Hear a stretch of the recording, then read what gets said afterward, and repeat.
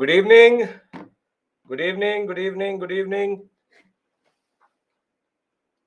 I'm audible. I'm visible. The video is not stuck. No issues. Good evening to all of you. I'm just getting my preview ready. Good evening to all of you. Good evening. Good evening. Good evening. 1 second. Yes. Okay. Audible, visible. I'm second guessing now. Yes, I know now that I'm audible, visible. I can see myself there. Okay, audible, visible. Good evening to all of you. Good evening. We'll wait 1 to 2 minutes.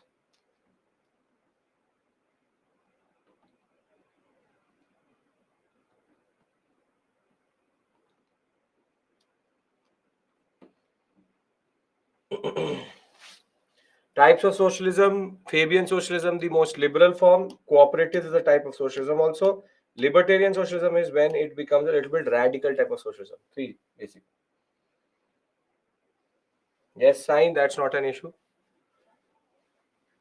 Can we expect question from Karl Marx? No. You expect that question in BA honors or masters, not here.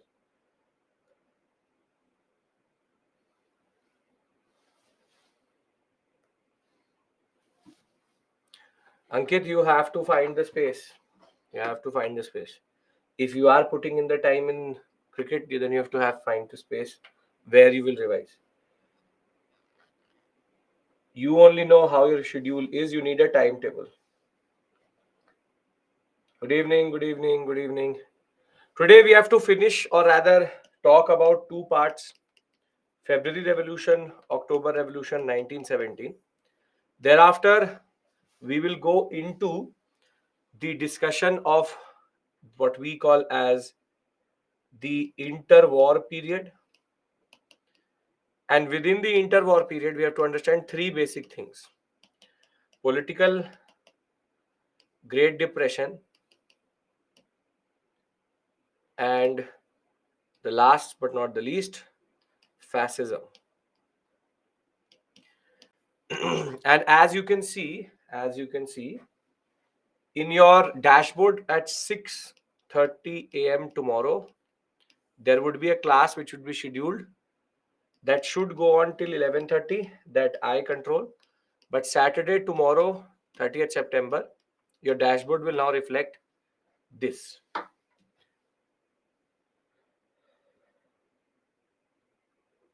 Deepshika, I wasn't able to attend last class, not even recording. It should not be a problem, Deepshika, but in a way you will find the socialism angle a little bit weird. I don't say that you don't skip the class, you rather sit, because at least fascism, Great Depression and all things you will understand. The first 20-30 minutes will not make sense to you. That is the only point. Other than that, it will and it should. I'll wait 1 more minute and then we start. Yesterday, what we did was that we tried to understand Russia, how Russia went through change. We saw the policy of Russification. We saw the policy of how Russia projected quite a lot of power, the might and the power itself. And thereafter, he, or rather Russia, went through a whole period of humiliation between 1800 and 1890. Thereafter, in 1904, it will again be humiliated. So here it will be Britain and France, which will be the humiliating factor. 1904, it will be Japan. It will be Japan. And once that will happen, you will have the October Manifesto. And the October Manifesto of 1905 will be important because Russia will become a constitutional monarchy. And with Russia becoming a constitutional monarchy itself, what we will see is that there will be rise of political parties. And what we saw yesterday was, with the rise of political parties, there rose a party called the Social Democratic Labour Party, and the Social Democratic Labour Party was now following the basic Marxist principle, but they got divided into two, which is Bolsheviks and Mensheviks. While the Bolsheviks believed in Lenin and Leninism, The Mensheviks believed in Marxism, and very simply, Leninism is based on the concept that the industrial revolution can come after the socialist revolution. Marxism believes industrial revolution first and then the socialist revolution. Here, the socialist revolution is first. And in a way, Bolsheviks were the what we call as opportunists in the larger story. Bolsheviks and Mensheviks are important to our story generally. So the point where I stopped, yes, I should, Mehrao, I should. The simple point is that it is 1912-13 period, and very simply, there are the Bolsheviks who follow Lenin and his deputy Stalin and Trotsky Trotsky. On the other hand, you have the Mensheviks who believe that it is too quick to go for a socialist revolution right now. But the Bolsheviks are more popular. That is why they are the majority in the larger context. So, straightforward point. Straightforward point. The point is very straightforward that we have now created a context. We've now created a context. And the context is Stalin is not different from Lenin. Both believe in the same thing as of right now. The only straightforward thing is that Russia is a constitutional monarchy. Please pay attention. Now I'm going to start to teach. This is all revision for yesterday. If you've not watched the video, if you did not get time to watch the video, you will not struggle in the first 30 minutes. Thereafter, it will become easy. Bolsheviks means majority, Mensheviks means minority. So don't worry about that. After 30 minutes, once I've done with the Russian Revolution, it should not be a problem. But you have to go through the recordings. That is why they are there. Now, it's a constitutional monarchy. Nicholas II is the ruler, and there are political parties which have risen, and those political parties are based on Marxist ideas. And Lenin has emerged as a very important leader of the Bolsheviks, and the Mensheviks, on the other hand, are the other faction of what we call as Marxist ideology in Russia. Russia has now become or is now becoming the battleground for the of workers' politics. And while the first change comes in 1905 because of the Russo-Japanese War, now we have to see how Russia will go to what are called the February and the October Revolution. Yes, can I complete the story of Russia, because that is what we have to do. This is the half an hour, maximum 45 minutes discussion, and then we'll move to the interwar period. Sai, refresh. Okay. Okay. Stalin and Lenin are not fundamentally different at this point of time. It is Lenin's ideology which is important. Okay. Now, Prem, were you there yesterday? Were you there yesterday? What is the difference between Marxism and communism? Were you there yesterday? Yes. And if you're still asking me this question, then can anybody answer what is the difference between Marxism and communism? Marxism is the ideology.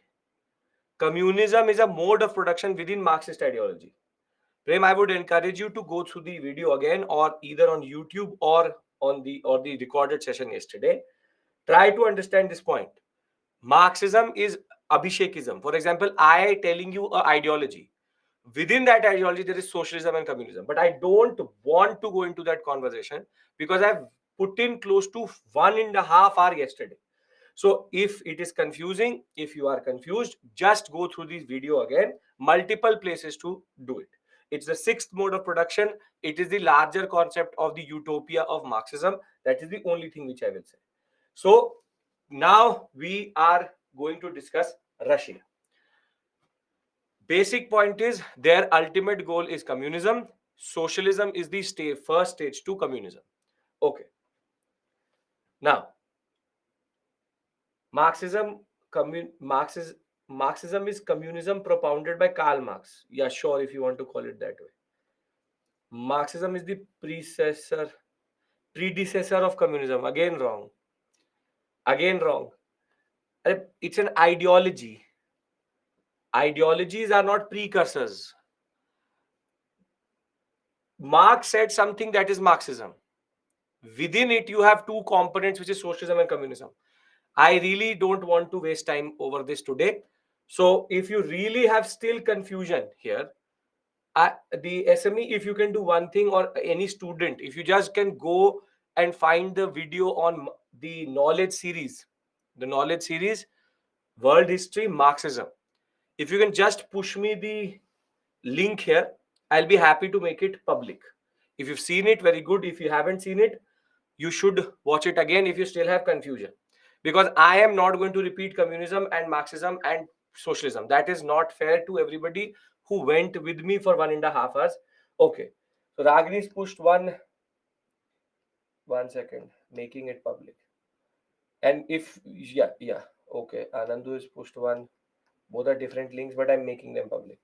It's yes. Okay. Now, that is a 30-minute summary of whatever we've done. You have the original video also. You have the original video also in the dashboard. But other than that, this is also available to you. The YouTube video plus this. It should not leave any form of doubt in your mind vis-a-vis that. Now, in 1914, something will happen in Russia. What will happen in Russia? We have created the context. Russia gone through change, and Bolsheviks, Mensheviks are there. What is going to happen in 1914? Very good. In 1914, Russia will enter the First World War. Russia will enter the First World War. Now, if I ask you prima facie, straightforward, was there anything for Russia in this war? Was there anything for Russia in this war?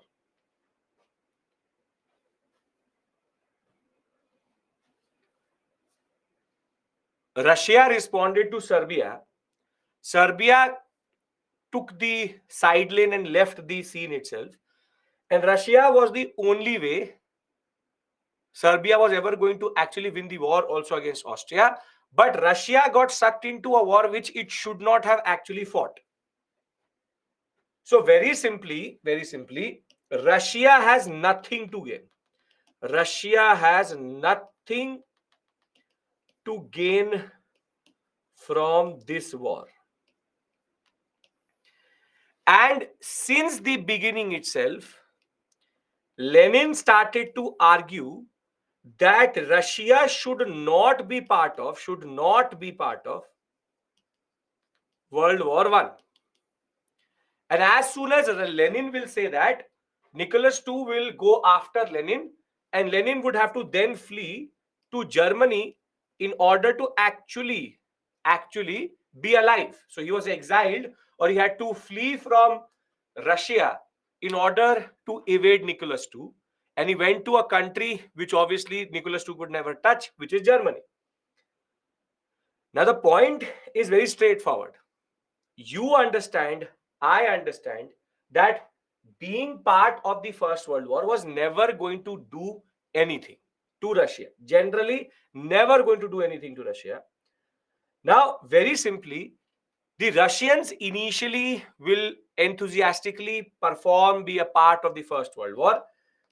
But can anybody tell me what was the scene in the Eastern Front? If you remember the First World War, in the Eastern Front, what was the basic characteristic of the Eastern Front?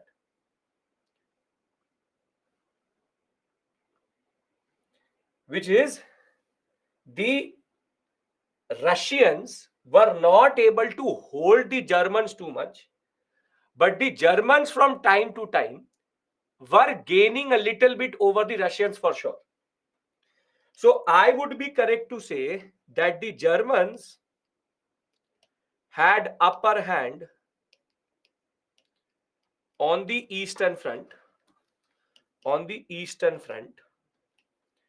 And as one of you pointed out, the Ottomans will also make the navy a problematic aspect, as the Black Sea access will end.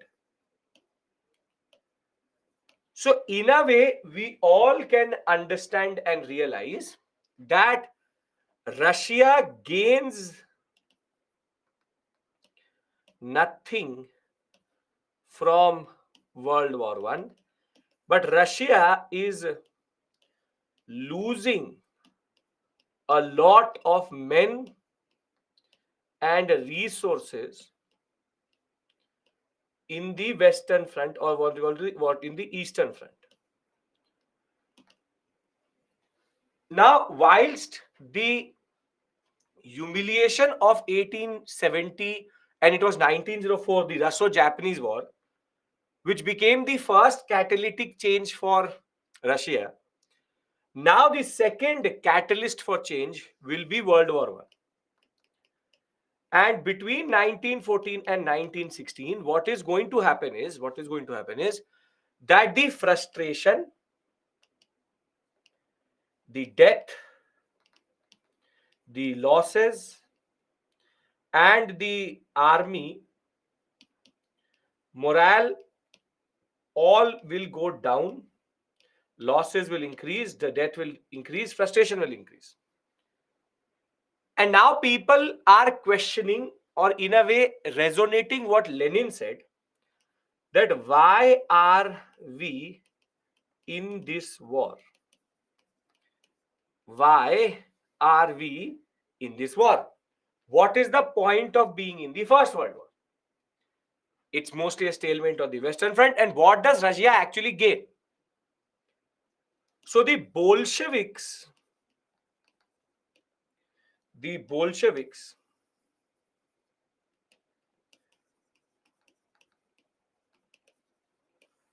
will now start to gain popularity because Lenin was anti-war. And the Bolshevik demand was Russia should exit the war as it makes no sense.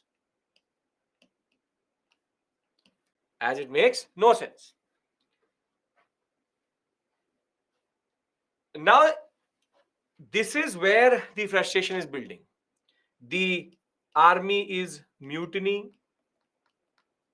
There is in the police mutiny.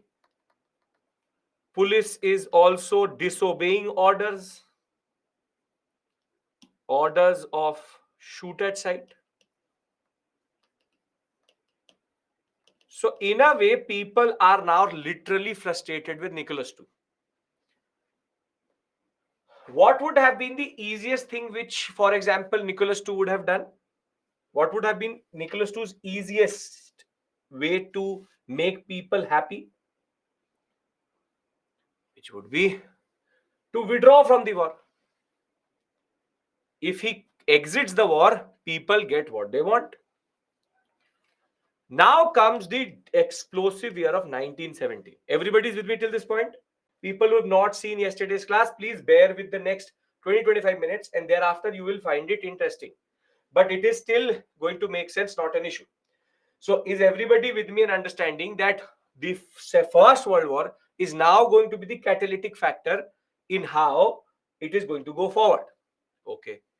So now 1917 is a very explosive year. Because what will happen is that between January and February, it was very clear that people are not supporting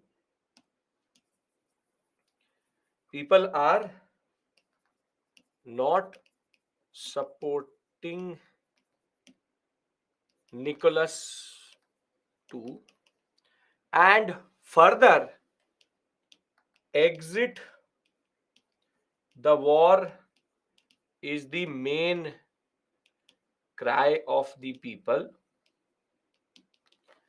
and Bolsheviks are gaining popularity amongst people, and very simply, the Bolshevik agenda is topple the government and install the government of the people and workers. So what? Try to understand this point, that there is a hidden agenda, which is that Bolsheviks are using the frustration of people and workers to come to power. So don't understand and don't think in that way that the Bolsheviks are innocent. No, no, no. Bolsheviks have their own agenda. Now, as soon as February will come, now I want to tell you one thing very straightforward. In the book, it will say February, March revolution. And the reason is because Russia at this point of time follows a different calendar. While the world follows what is called the Gregorian calendar, which we also follow, January, February. But because they are based on Eastern Orthodox Church, they used to follow. Now they don't follow. They used to follow a different calendar, which is called Julian calendar. The sage is different. It is Pope Gregory who introduced Gregorian calendar. They followed their own popes, the Julian calendar of their own pope. But the problem was that Julian calendar is a little bit back, which is that when it is 23rd February 1917, then it is actually 8th March in Gregorian calendar. That is because of the difference in churches. Has nothing to do with Julius Caesar. And October Revolution, when I will tell you, is also called October-November Revolution. It's called October-November because 25th October it will happen. But because in Gregorian calendar it is 7th November, it is given this basic concept. So we will use the Julian timeline because that is what Russia was following. We'll call it February Revolution 1970. But it is also called February-March Revolution. Understand the problem here, or understand the concept why they use February-March? Yes? Again, did not understand. As I told you, time and date are made up concepts. We follow Gregorian calendar, but they follow Julian calendar. Different person, two different calendars made by two different persons, Gregory and Julian. And therefore, the problem is that within these two, there's a difference of it's more or less 15 days. And because of that 15 days, there is a difference between the dating. So in one calendar, it will show February, but in the next calendar, it will show what we call as a March. That is the only thing. This is an old calendar which the Russians used to follow. Don't have to get caught up here. It is not rocket science, right? Okay. Then February is not considered, sir. That there is January, but if it is January in Julian, it will be most probably February in Gregorian. But you don't have to do mathematics here. It's no CSAT question. Understand this point, why it is called February, March, because both have different calendars. That's it. That is it. There is no agenda here. There is no big thing here. Nothing big, nothing small. Straightforward. Very straightforward. February Revolution is also called February-March Revolution. It's about the perspective. From the Russian side, it is February. From the German side or the English side, it is March. Can I go forward? Okay. Now, when we talk about the February Revolution, in February of 1917, what will start to happen? What will start to happen is there will be multiple demonstrations. There will be mutinies within army and police. people will be on the streets, and Nicholas II had now become extremely unpopular. Now there was a question in front of the military generals who knew that Nicholas II is useless, but they wanted Russia to still be a constitutional monarchy. So what the military generals will do is that they will approach the brother of Nicholas II, his name Mikhail, and Archduke Mikhail will be asked that you become the king, we will remove Nicholas II, and with you coming to power, the people will become distracted, and this should quench the problems in Russia more or less. It should very simply, the people will think that change has come. But Archduke Mikhail very simply straight away said to the generals that, do you think that, or on which side is it written that I'm a fool?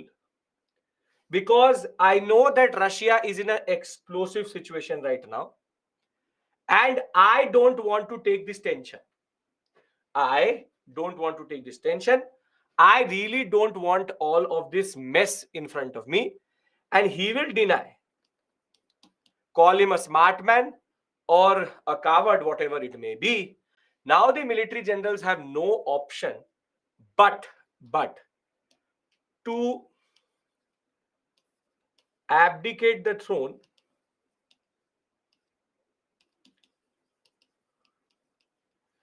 and Russia will become a republic. Abdicate means abolish. Abolish the throne and Russia will become a republic. Because the military generals now believe that the Romanov dynasty makes no sense, so they removed the kings itself. So there's an abdication of throne. This is the moment in which, for example, Louis XVI was removed. The same way, here Russia has removed its king. This is called the famous February Revolution. Now, tell me one thing. Did the people want Russia to become a republic? Or were the people demanding for Russia to become a republic? Was that the main demand? No. So while the February Revolution has happened in 1917, Russia is now a republic. And what will happen is that a provisional government will be formed. A provisional government will be formed. Provisional government will be formed by the existing Duma, and the leader will be Prime Minister Lovov. His name is a very Russian type name. Name is Lovov. Is Lovov. Prime Minister Lovov. His task is to write new constitution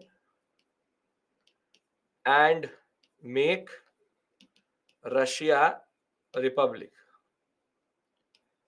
But is the demand of the people to write a new constitution? Is the demand of the people to write a new constitution? No. And this is where the provisional government will lose the plot. The provisional government will not pull out of the war.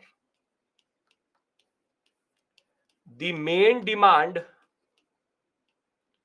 of the people. That was the main demand of the people. So now one thing is very clear, that Lovov is seen as a agent of Nicholas II only. And because the military generals did not want war to end, Lovov embodied that concept.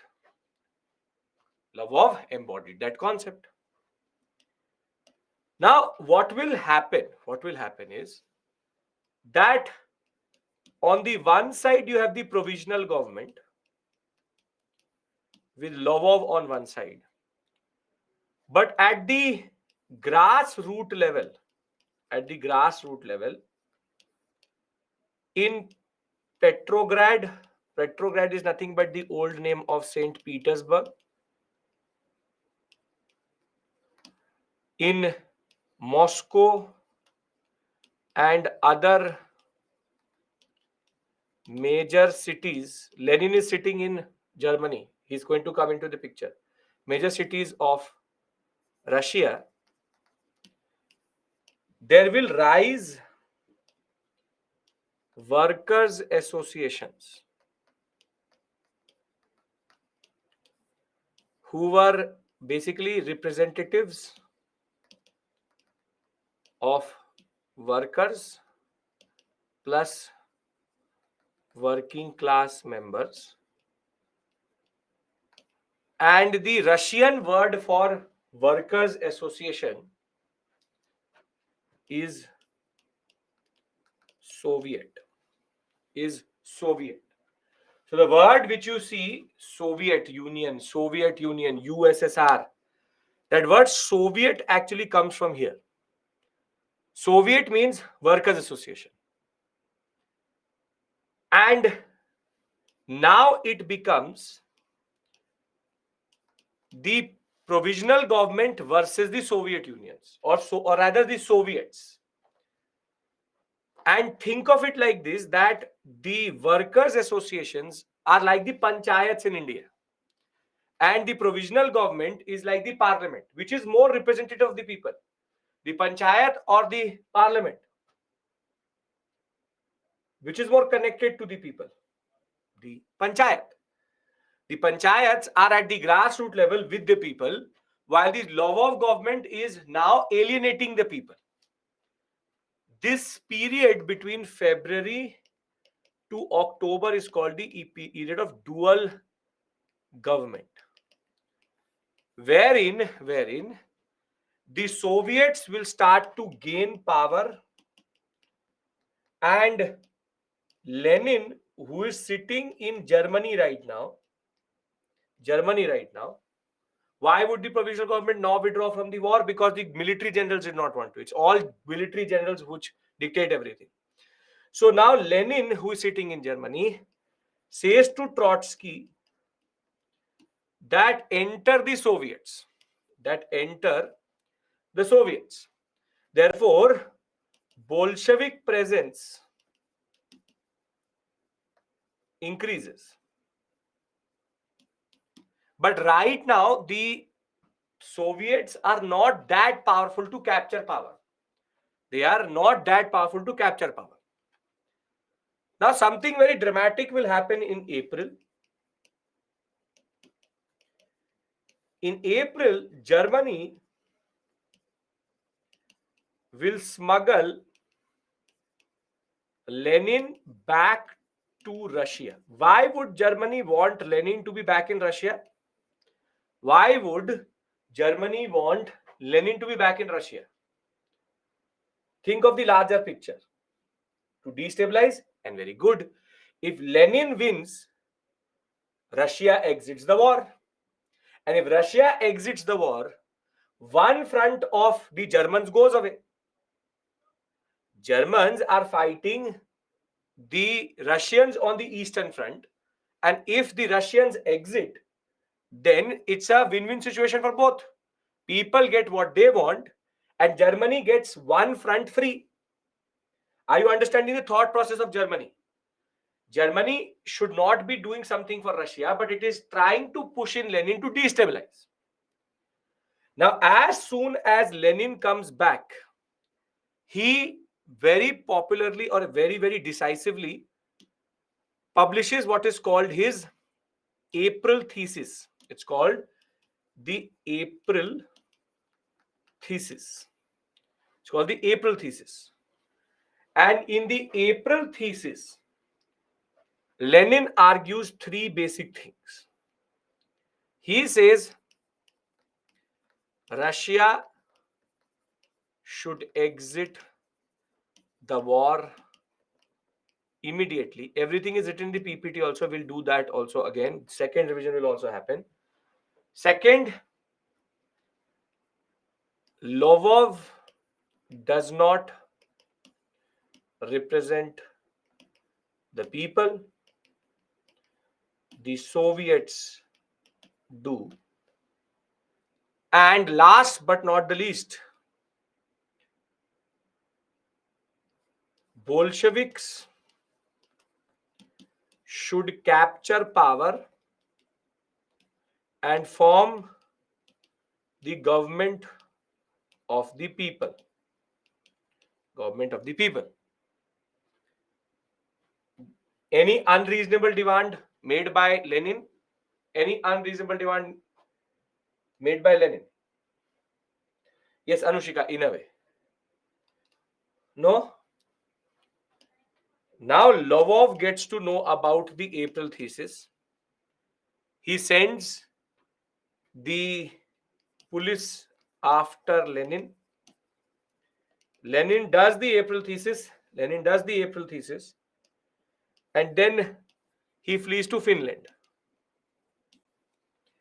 He flees to Finland because again his life was in danger. So you see, Germany smuggles Lenin.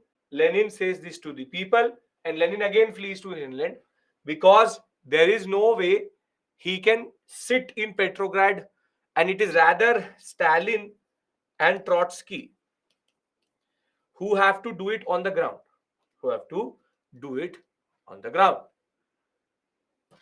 Now, between April and August of 1917, anybody has any issue in understanding this sequence? I'll give you one master timeline. It will make sense. Just go with me for this year. April to August. Anybody has any issue? This straightforward.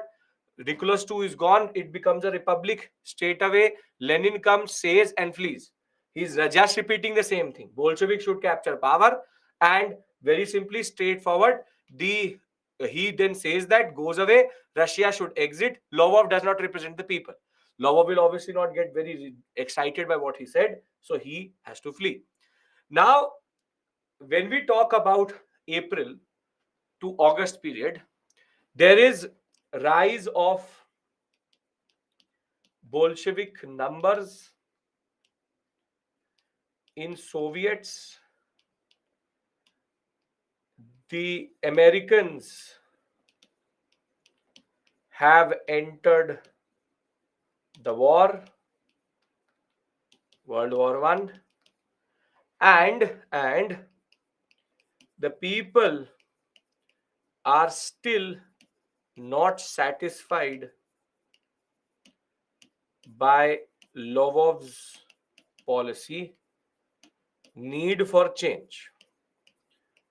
But the major moment for the people will come.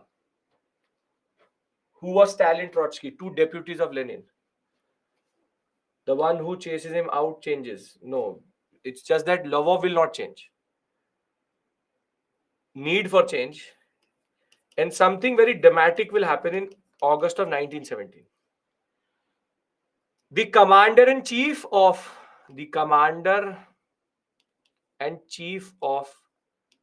the Russian army, his name Kirilov, whatever you want to call. He tries a coup. He stages a military coup. But the military coup was a very comical thing which happened. So he said to his all his soldiers that we are going to go to Petrograd. Petrograd is the capital right now. It is not Moscow but St. Petersburg. So he brings a lot of army with him. But by the time he comes close to Petrograd, people now start to understand what Kornilov is trying to do. And on his jeep, very mightily, he enters into St. Petersburg. But the army stops at the border of St. Petersburg only. So he very happily goes till the parliament, the Duma, thinking that I am going to stage a coup. And he says attack. And when he looks behind, there was nobody. So the military did not help Kornilov. They basically understood that he's trying to stage a coup. And this basically was a turning point, for the people, because now what they can see is that the army is misbehaving and need for popular government. And very simply, this is going to become the context. That in October of 1917, Lenin will again come back. But this time he had the numbers. Because Bolsheviks controlled the Soviets of major cities. And on his way to St. Petersburg, Lenin will send a message to Trotsky that the Soviets should capture power.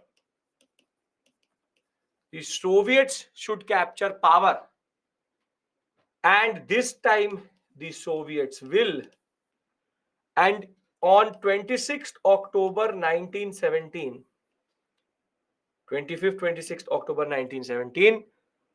the Bolsheviks will surround the parliament, and the people will support the Bolsheviks at this point of time, and the Lvov government will be arrested and Bolsheviks will seize power.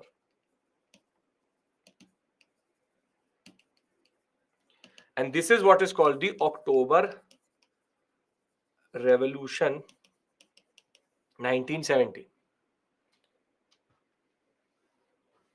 So very simply, the concept is very straightforward. I'll read it out to you through the PPT also, and thereafter I'll give you a timeline. War disillusionment in all sections of society. Now please pay attention for anybody who did not understand.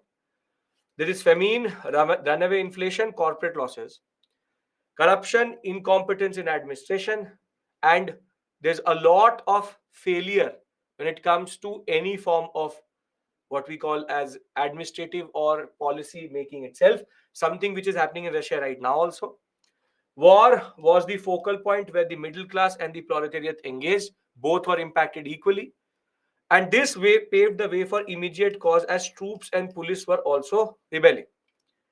Now, bread riots will break out in St. Petersburg or Petrograd along with worker strikes. Tsar will, as we know, knows only one thing, which is he will send shooting orders. The Petrograd troops garrison mutinied and refused to fire. Thereafter, mob seized public buildings, released prisoners, and took police stations into their own control. Army was intended to protect the monarchy. They will ask Mikhail to come to power. If Nicholas II is gone, he should come to power. He will deny, and they will abdicate the throne, and Russia will become a republic with Prime Minister Gregory Lvov as the now leader of implementing the Republican Constitution, which will be written. So the provisional government will be appointed by the Duma. It will make plans for greater democratization and constitutional assemblies to be formed. However, at the same point of time, the Petrograd Soviet of Workers and the Soldiers' Deputies, two very important bodies, which is the Soviets, which represent a proletariat institution, a group of workers coming together. they will now become the enemy of the state. So the Soviets emphasized on the supremacy of the people, and therefore they started to assert supremacy over the provisional government. And very quickly, the Soviets became popular and the provisional government became very, very unpopular. And because the government kept on deferring the elections and the National Assembly was not formed, thus the government lost ground very quickly while the Soviets became more and more popular. Now, Lenin was in exile. Germans will smuggle Lenin back into Russia in April of 1917, hoping for instability in Russia. He will publish his April thesis. He will say one thing: Bolsheviks should withdraw support from the provisional government, Russia should withdraw from the war itself, and all should come under the Soviet rule as they're the true representative of the people. Something which again undercuts Lovon. Now, in July, Lenin will create a lot of ruckus for the government. People will do demonstrations. Soviets were not ready to capture power. Government will go after Lenin, saying that he's a German spy, and Lenin will have to flee to Finland. In August of 1917, Kirillov is going to try to stage a coup when his troops mutinied and Kirillov was arrested. This episode proved that the army was becoming indisciplined and public opinion had changed. Bolsheviks were now in a majority in both Moscow and Petrograd. Trotsky will become the chairman of Petrograd Soviet. Lenin will now ask Trotsky to capture power, and that is what he will do on 25th, 26th October. Bolshevik Red Guard, which is their own army or what we call as militia, along with the troops, will surround the palace. Provisional government will be arrested. The Soviets will capture power, and Lenin will come back to Russia. This is the story of the Russian Revolution. I have to tell you something more, but what I want to do is consolidate. Can I consolidate the story of Russian Revolution? Because what happens next is more important than the events of the Russian Revolution itself. Okay, very good, perfect. So, popular government means government of the people. Popular government is not the first thing you would have heard it here. You would have heard it representative government, popular government in modern India also. Okay, now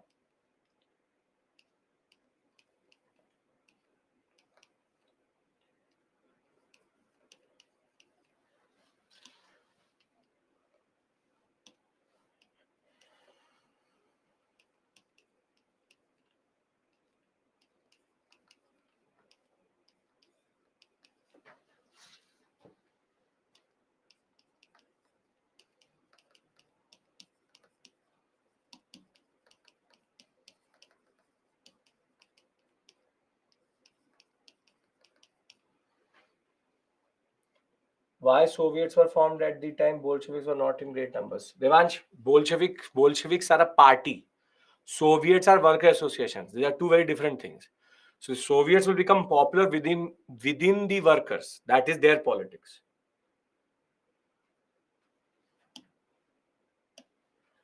1800, Russian Empire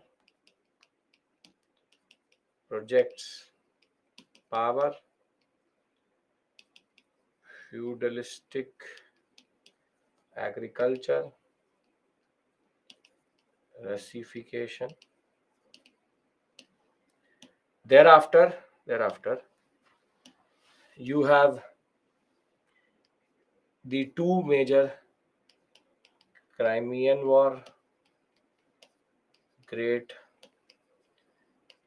Eastern Crisis, and this is Russo-Japanese War, and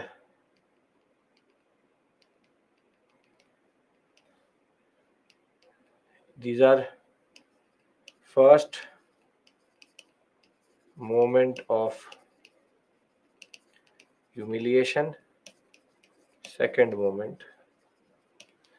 This will in turn lead to 1905 October Manifesto. Russia is constitutional monarchy. Thereafter, rise of Marxist ideas, Bolsheviks and Lenin, World War One, repeated losses, frustration, and hardship.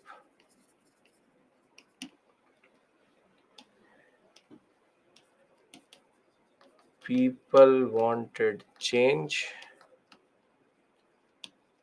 exit the war. February, Nicholas II is removed. Russia becomes republic. Lenin comes back. April thesis.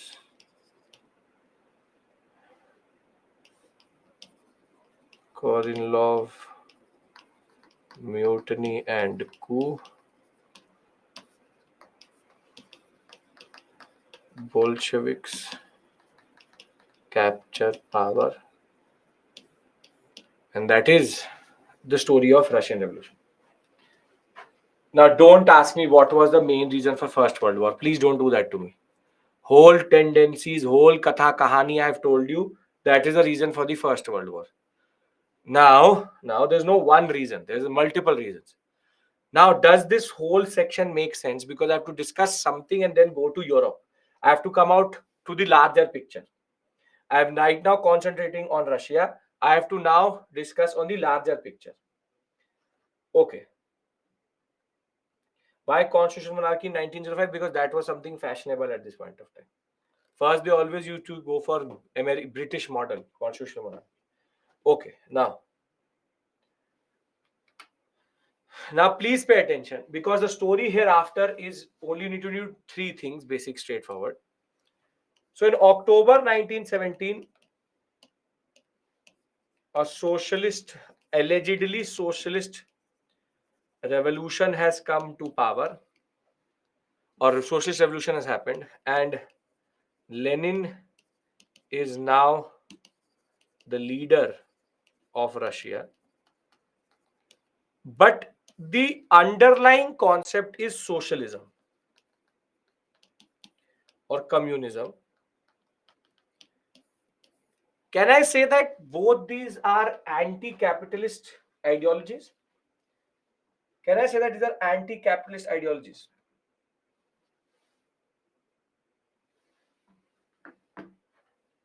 Yes. These are anti-capitalist ideologies, because they believe that capitalism should go away. Now, if I am a industrialist sitting in Britain, in France, in America, and in Germany, in Italy, would I be very happy about what has happened in Russia?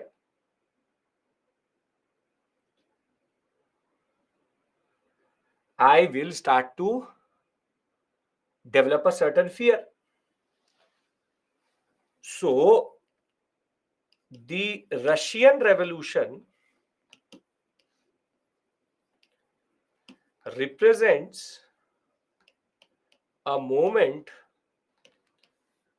when the answer to capitalism, or a solution to the misery of capitalism, has taken birth, which is socialism. And what will happen is that there will be what we call as a fear of Russia and the fear of workers and the fear of socialism will develop all across Europe. The people of Britain, or the not the people, but the leaders of Britain, of France, of Germany, of Italy, of Spain, of Portugal, of America, now says that okay, we are going to most probably make the Germans surrender. But whilst we were fighting here, a bigger issue has been created in Russia. So what is going to happen? That in December of 1917, America, or rather USSR, no, not even USSR, Russia will exit the war under Lenin. Now, if Russia was exiting the war, should it be punished to exit the war? Should it be punished to exit the war? No. Russia was fighting a war which basically was useless to it, and it had very diligently between 1914 to 1917 stood by its allies. So while the feeling of betrayal may be there, but now the West, which is Britain, France, and America, want Russia to be weak and wanted Russia to lose as much territory as possible. And this is where Russia could see that the West hates socialism. And specifically, Lenin could see that. And that is why the terms of agreement of the Russian exit are one of the worst, which Trotsky actually negotiated with the Germans. But the Germans at this point of time had the support of the British and the French and the Americans. The British, French, and Americans said to the Germans, be as ruthless as possible. And whilst all of this is happening, West is looking to kill socialism as soon as possible. And the solution which they come up with, everybody's understanding the fear of socialism. You understand why would the West fear socialism and why Russia exiting would be made a very big issue. And very simply, Lenin could see that these people actually don't like us. So it's a panic mode. Yes, it's a panic mode in the West. Now they want to kill socialism as soon as possible. And the way they do it is in December 1917, and what the Americans, the Britishers, and the French are very good at doing. The British, the Americans, and the French will arm the Mensheviks and they will start the Russian Civil War,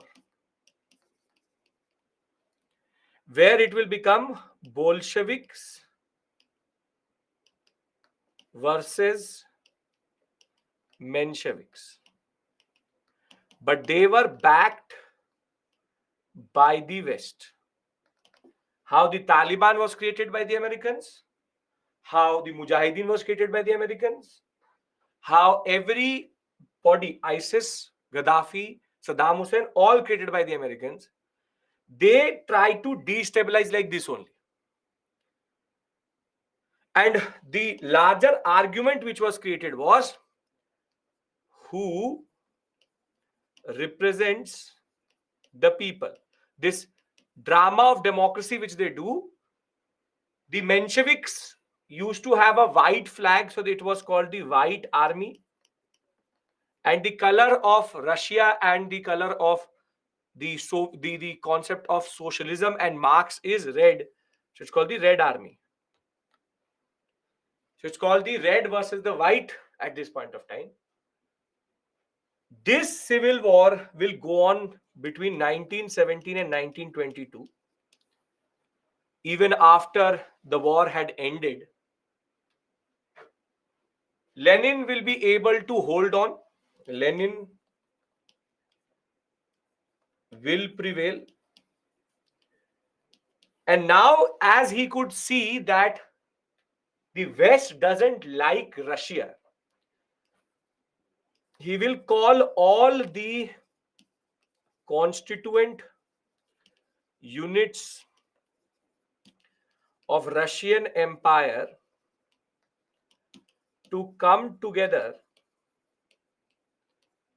as USSR.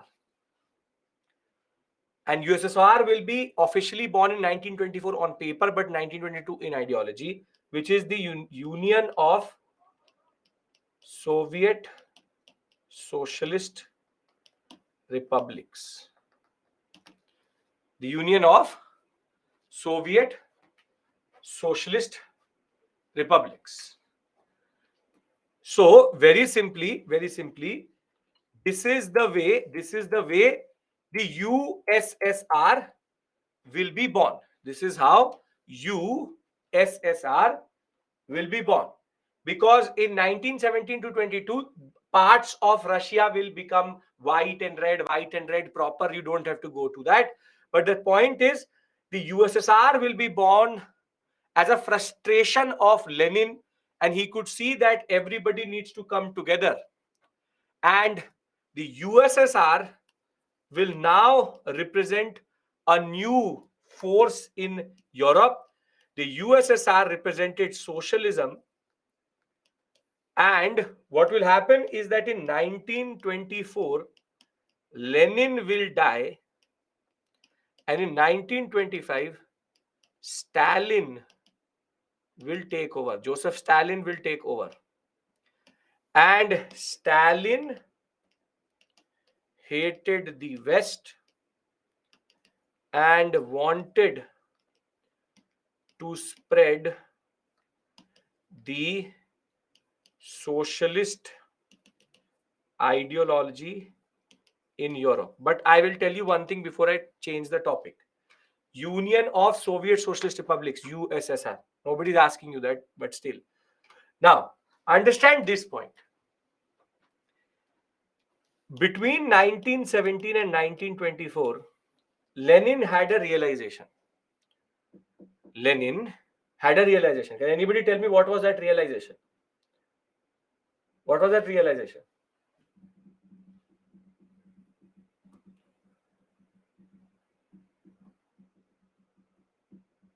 Need to industries. Stalin is powerful. West hates Russia. That was already there. Industrial revolution first. Failure is inevitable. Drawbacks of socialism. Good. In a way, Lenin understood the problem in his own ideology. Because he could see that central planning was not doing anything. He could see that basically socialism first doesn't work. And when Stalin takes over, you need to understand this point very clearly. He knew that Leninistic policies are useless. He knew that Leninistic policies were useless and they were actually never going to work. And therefore, though Stalin talks about socialist ideology spreading in Europe, what Stalin wants to do is basically seek revenge. Revenge for Russian civil war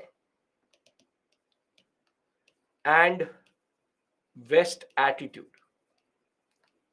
And West attitude, which is that, understand this point, as much as Lenin would argue, and let's be true that Lenin was true to his cause to socialism in a way, but Stalin is a fake socialist. He talks about socialist ideology, he talks about Bolshevism, that is the word which will become the new word, Bolshevism. Bolshevism is going to become synonymous with what we call as socialism or communism, but he is not a true socialist. Because what would Stalin then do? If he would have been a true socialist, what would then Stalin do as soon as he came to power? What would he do?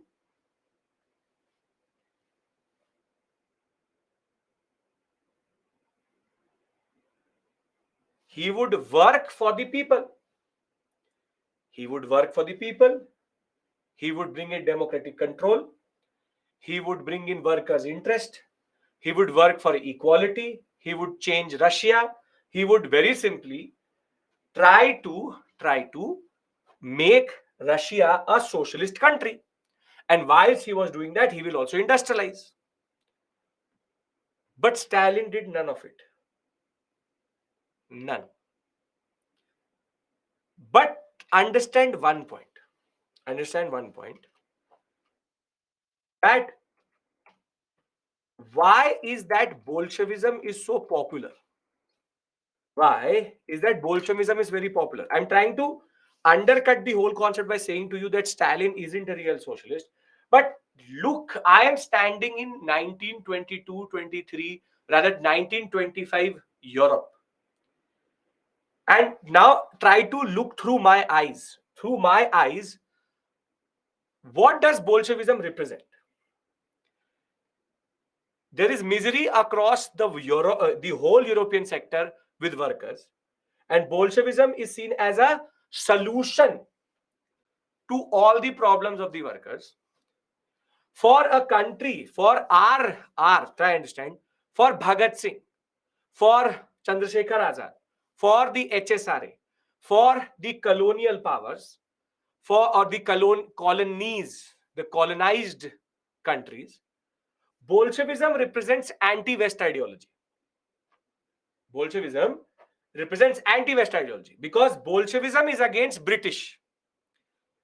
So understand this point, that when our leaders are talking about, our martyred leaders are talking about socialism, they're not talking about socialism as a workers' politics. For them, socialism means equality. So Bolshevism, socialism at this point of time represents in a way a equality amongst people. It is a ideology which is anti-imperialistic. It is anti-West. And more than that, it represents as a solution to the people of everything. So understand this point, that why do we call ourselves socialist at this point of time? Why would Bhagat Singh argue about socialism? What I'm trying to do is I'm trying to create a certain, what I call, bridge between modern India and world history. Because you need to understand what Bolshevism actually represents, or socialism actually represents at this point of time. It's opposing the West. And would we as colonies want to adopt a policy or an ideology which is anti-West? Yes, Indian nationalists were very influenced by socialism. Subhash Chandra Bose and Jawaharlal Nehru both even met, or actually went to the first international, which is the Comintern, as it was called, Communist International, a very big conference which Stalin used to organize to spread the concept of socialism. So very simply, communism will not be introduced. Try to understand this point, Tanmay. Communism cannot exist, and Stalin, as it is not a socialist. He is just using the wheel of socialism to now take revenge from the West.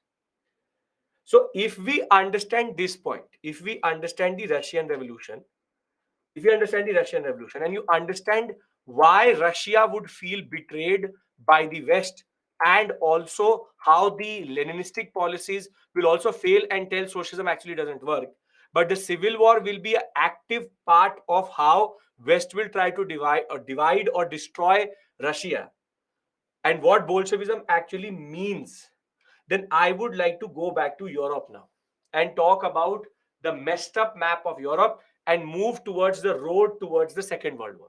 Because the biggest and the most important reason for the Second World War was socialism, which I will tell you. Can I do that? Are we all comfortable? Are we all on the same page? Anti-West, anti-imperialistic equality amongst people. Are we all now? Is all of this making sense to you? Why am I do everything in a certain way? And there's a purpose of doing that. So are we clear with regards to the purpose here? Russian Revolution done. Module number 7 is over. I will tell you what is the shaded part, but you let me tell you that first. Are we clear with regards to Russia, Russian Revolution, Soviet Union?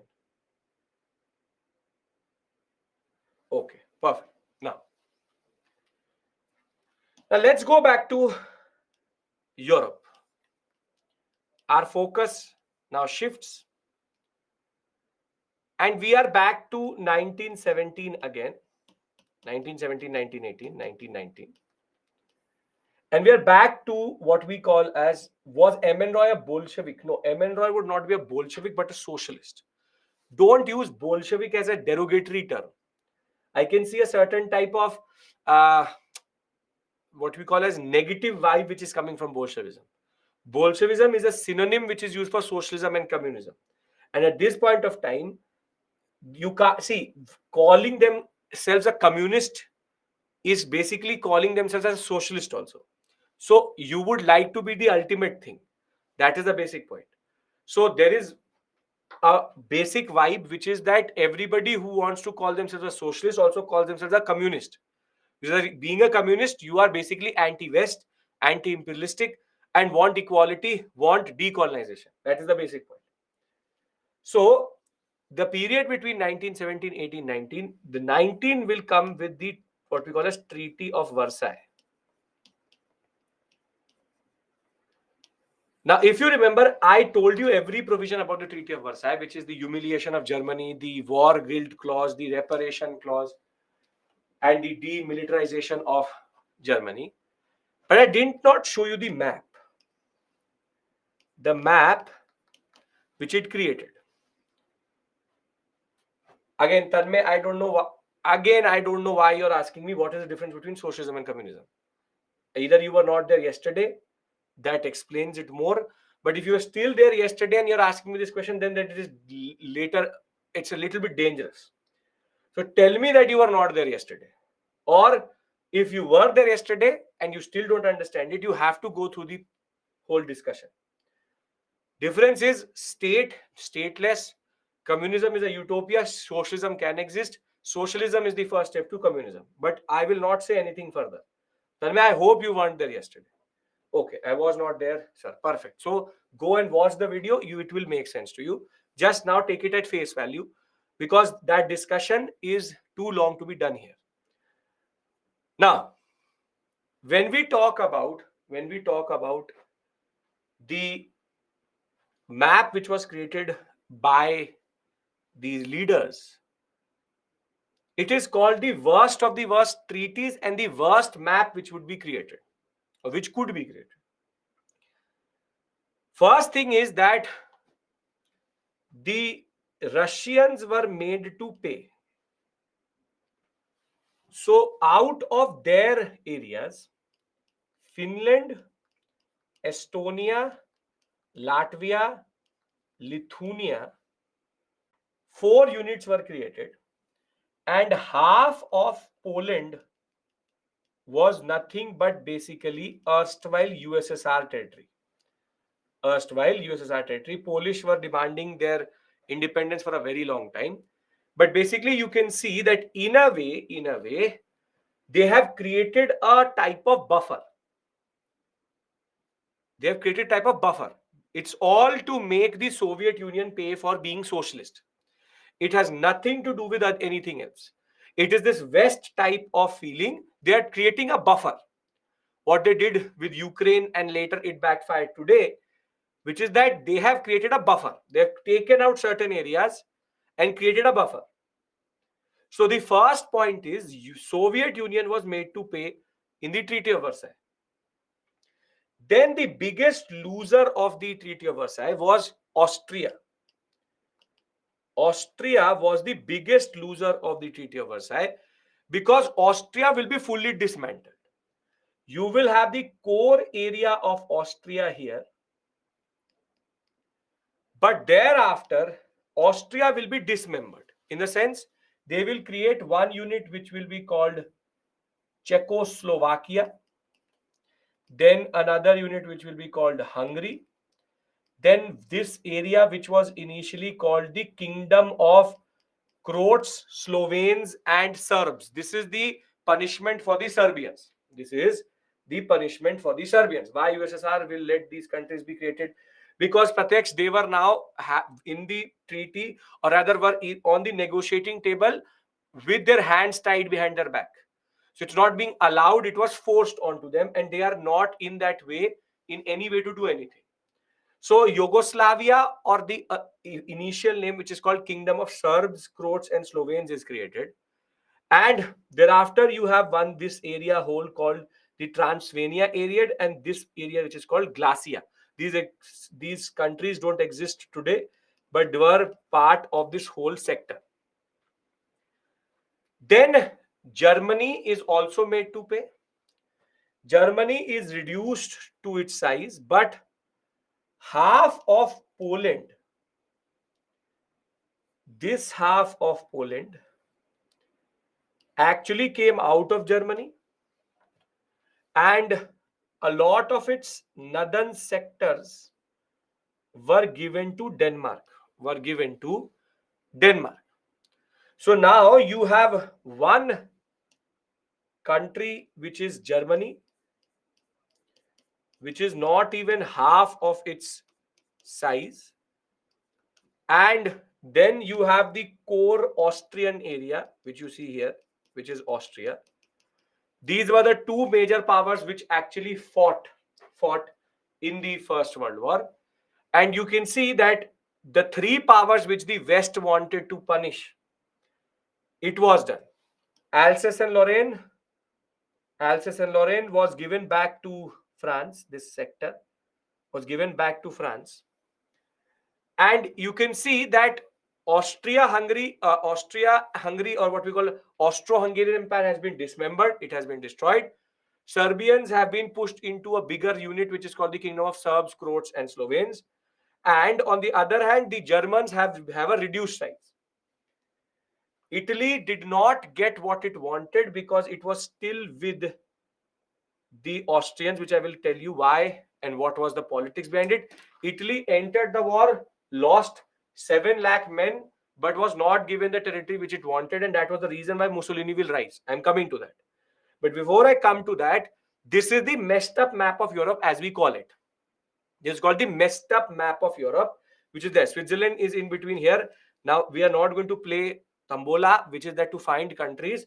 But the point is that straightforward, you have a messed up map of Europe wherein you have Soviet Union, which gives up Finland, Estonia, Latvia, Lithuania, and half of Poland.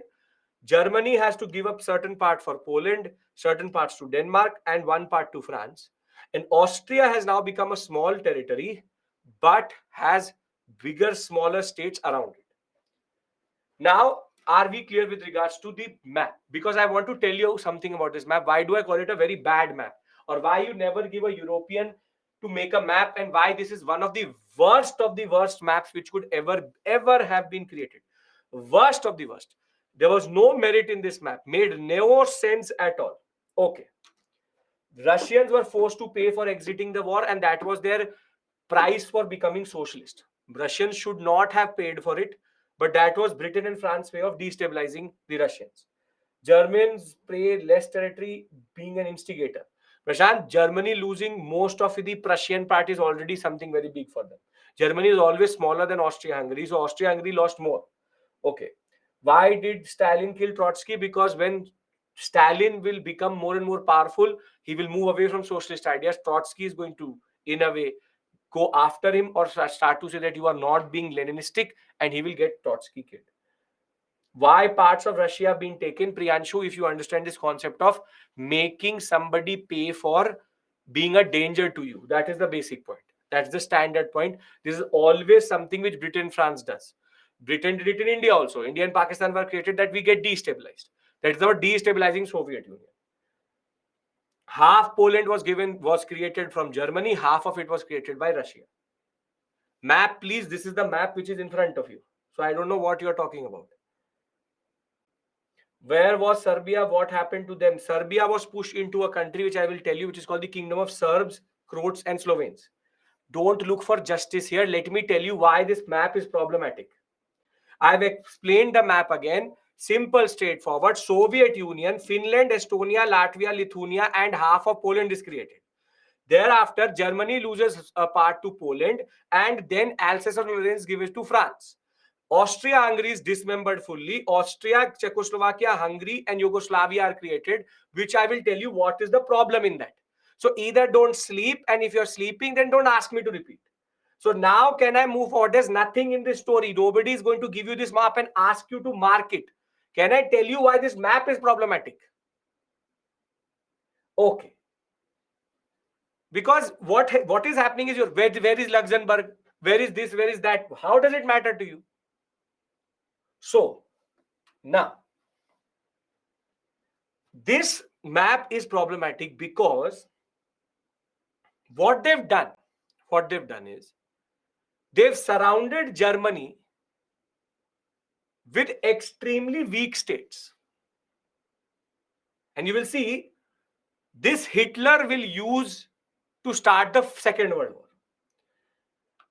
The problem in dismembering Austria is that Czechoslovakia, Hungary, Austria, and Yugoslavia all are ethnically diverse countries. It's an ethnically diverse country. Czechoslovakia has the Czechs, the Slovaks, the Germans, Jews, and Slovenes. On the other hand, in Hungary, you have Germans, Jews, little bit of Slovaks, little bit of Slovenes. Austria is also diverse. Poland is all Jewish, but two big countries had to give something to create it that no country will be very happy for. And Yugoslavia has the Croatians, the Serbians, and the Slovenes again together. None of them have any idea of what democracy is. None of them have any idea of how actually they will survive. These are not even economically viable states because all of the industrial areas of Austria were given to Czechoslovakia. Czechoslovakia had 2/3 of all industries. Austria-Hungary had all the agriculture part, but they were basically more or less zero agriculture. So very simply, they now are having famine-like conditions while Czechoslovakia is going forward. So the problem in this map is this is a very bad way of creating a map. Rather than creating one big country which could be powerful enough, this is called fragmentation. They have politically fragmented Eastern Europe or Central Europe in that regard. Now try to understand. I am now going to start a discussion with you. And that discussion is called the Road to World War II. Road to World War II. And when I talk about the road to World War II, I am discussing the causes. Now, please pay attention. The first cause is the Treaty of Versailles. Because what the Treaty of Versailles does is it messes up the map of Central and Eastern Europe And the worst thing which it would have done is creates states which are democratic but extremely ethnically diverse. And if that is not enough, you tell me one thing. If a country has 10% Serbians, has 20% Croatians, it has 70% Slovenes. If I had to create a government, who should be given power the most in that regard? Who should be given the real power? The Slovenes. But these fools, what they did, they gave Serbians the power. This is why we call them as fragile democracies. They call fragile democracies. They have created a mess because the different ethnicities did not have proportional or proper representation. And this is evident from the story of all of these countries, which is that these new states are too small. They have a refugee crisis because people are moving in and around. Industries and farmland are divided unequally. Czechoslovakia had 3/4 of the industries, while famine-like conditions were there in Austria and Hungary. And a very good example of this would be, for example, Yugoslavia. The first name of Yugoslavia was Kingdom of Serbs, Croats, and Slovenes, meaning Serbians are there, Slovenes are there, and Croats are there. And this included Serbia, Montenegro, Croatia, Slovenia, Dalmatia, and Bosnia also. But what these fools did was they dominated the parliament with Serbs, which were the lowest population. And now the Croatians and the Slovenes started to say that we are getting discriminated. And what will happen is this fragile democracy will not even last 10 years. And by 1929, a king or when the Croatians will try to come out as a Republic of Croatia, a person will capture power and he will rename it as Yugoslavia. So Yugoslavia did not, or rather the Kingdom of Serbs, Croats, and Slovenes did not stand the test of time. The whole sector is like this only. Poland has another issue. Czechoslovakia has again another issue. Czechs, Slovaks, Germans, Hungarians, Ruthenians, Poles, and Romanians, and even Jews together in Czechoslovakia. And it runs with the friendship of the Czechs and the Slovaks. And it is the only area which survived the Great Depression, which I'm going to discuss with you, because of the fact that it had certain industries. But what I'm telling you is these fragile democracies were like candy to Hitler. Hitler will say that across this whole sector, Germans are getting discriminated. And first he will take Austria, then he will take Czechoslovakia, and when he will go for Poland, that is when the Second World War will start. What I mean to say is that this is not the way you actually create maps or countries. The whole sector is messed up. Poland was fighting for its independence for a very long time. Got a little bit of part through Danzig. Danzig city was created a new autonomous area, given little bit part to Baltic Sea. But it has disputes with all of its neighbors, with Russia also, with Czechoslovakia also, Germany also. So very simply, this whole sector creates states which have no democratic experience. The only one which will survive as democracy is Czechoslovakia. Nationalities are unrepresented, and therefore they also have boundary disputes. Why am I saying that? That the Treaty of Versailles, in a way, is a reason for the Second World War to happen, because this was totally avoidable.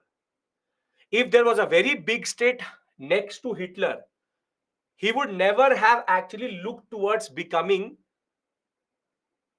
or wanting to take these countries. These were very small, very straightforward targets for Hitler.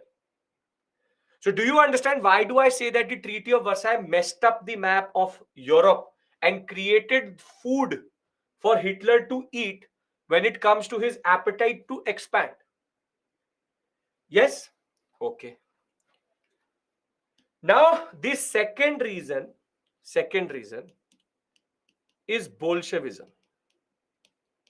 Straightforward Bolshevism. Is straightforward Bolshevism, which is that there was a threat. And now Russia was seen as a problem. And what Stalin started to do was to become very, very aggressive in sending the socialist ideas across Europe. So he will start to talk about communism. He will start to talk about socialism. The first international will be created in 1919, in which every country will be called and told how to go for a socialist revolution. In London, in Berlin, in a lot of different sectors in Europe, socialist parties will start to rise. And now the whole world will look towards Russia as with great suspicion. And the West, as it is, wanted to destroy Bolshevism. And Russia, that is why, was not even made a member of the League of Nations. The same people who fought for you for 4 years lost 1 crore men, but they were not even given representation in League of Nations. So very simply, straightforward, is Bolshevism created a problem for the capitalist West, and spread of Bolshevism was problematic for the West, and containing Bolshevism will lead to fascism to rise, which I will discuss with you when I will discuss fascism with you.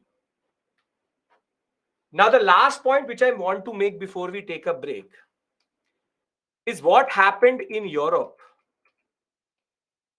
between this period between 1919 and 1925-27.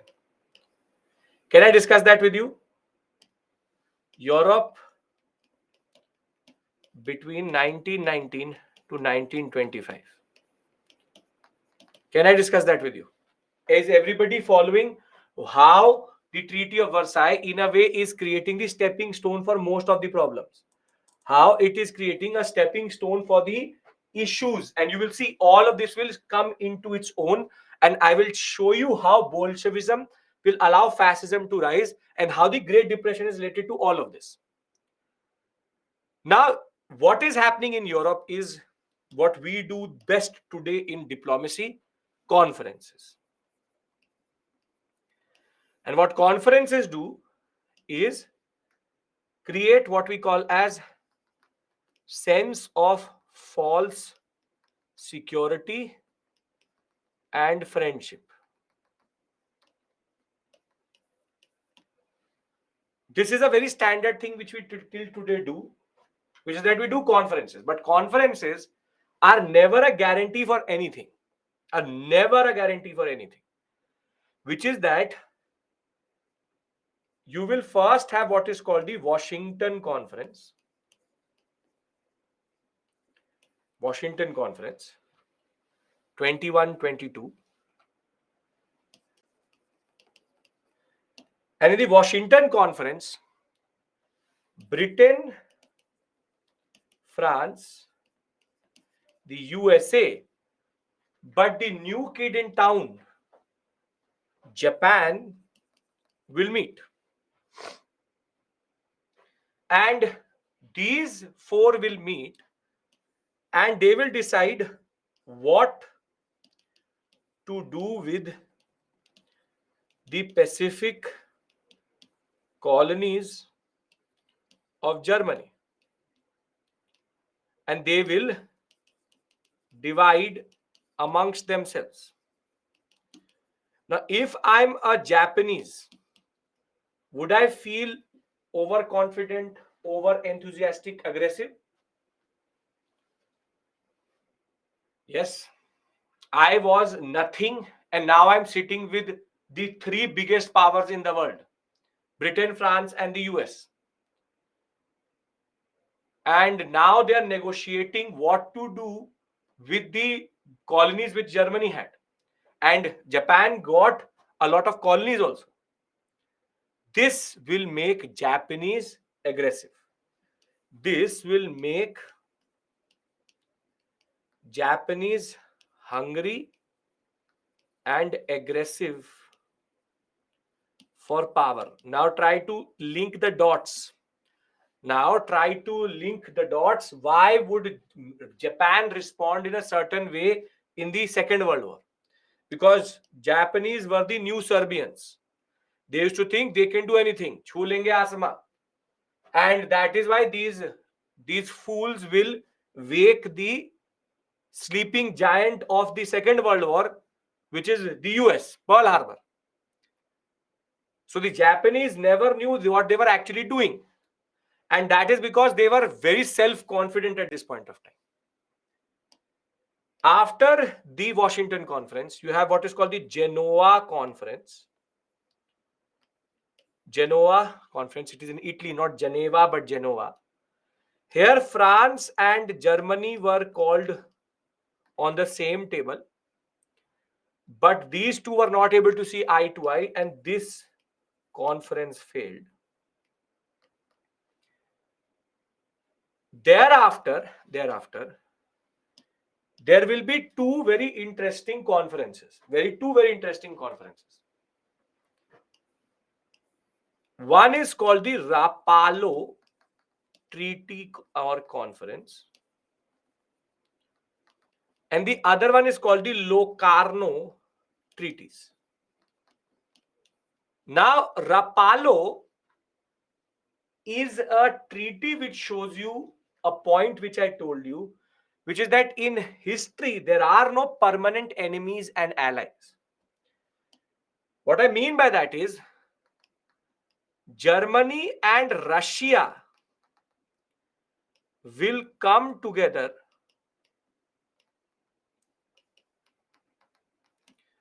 and both will argue that we will help each other. Why are these two countries coming together? Why are these two countries coming together?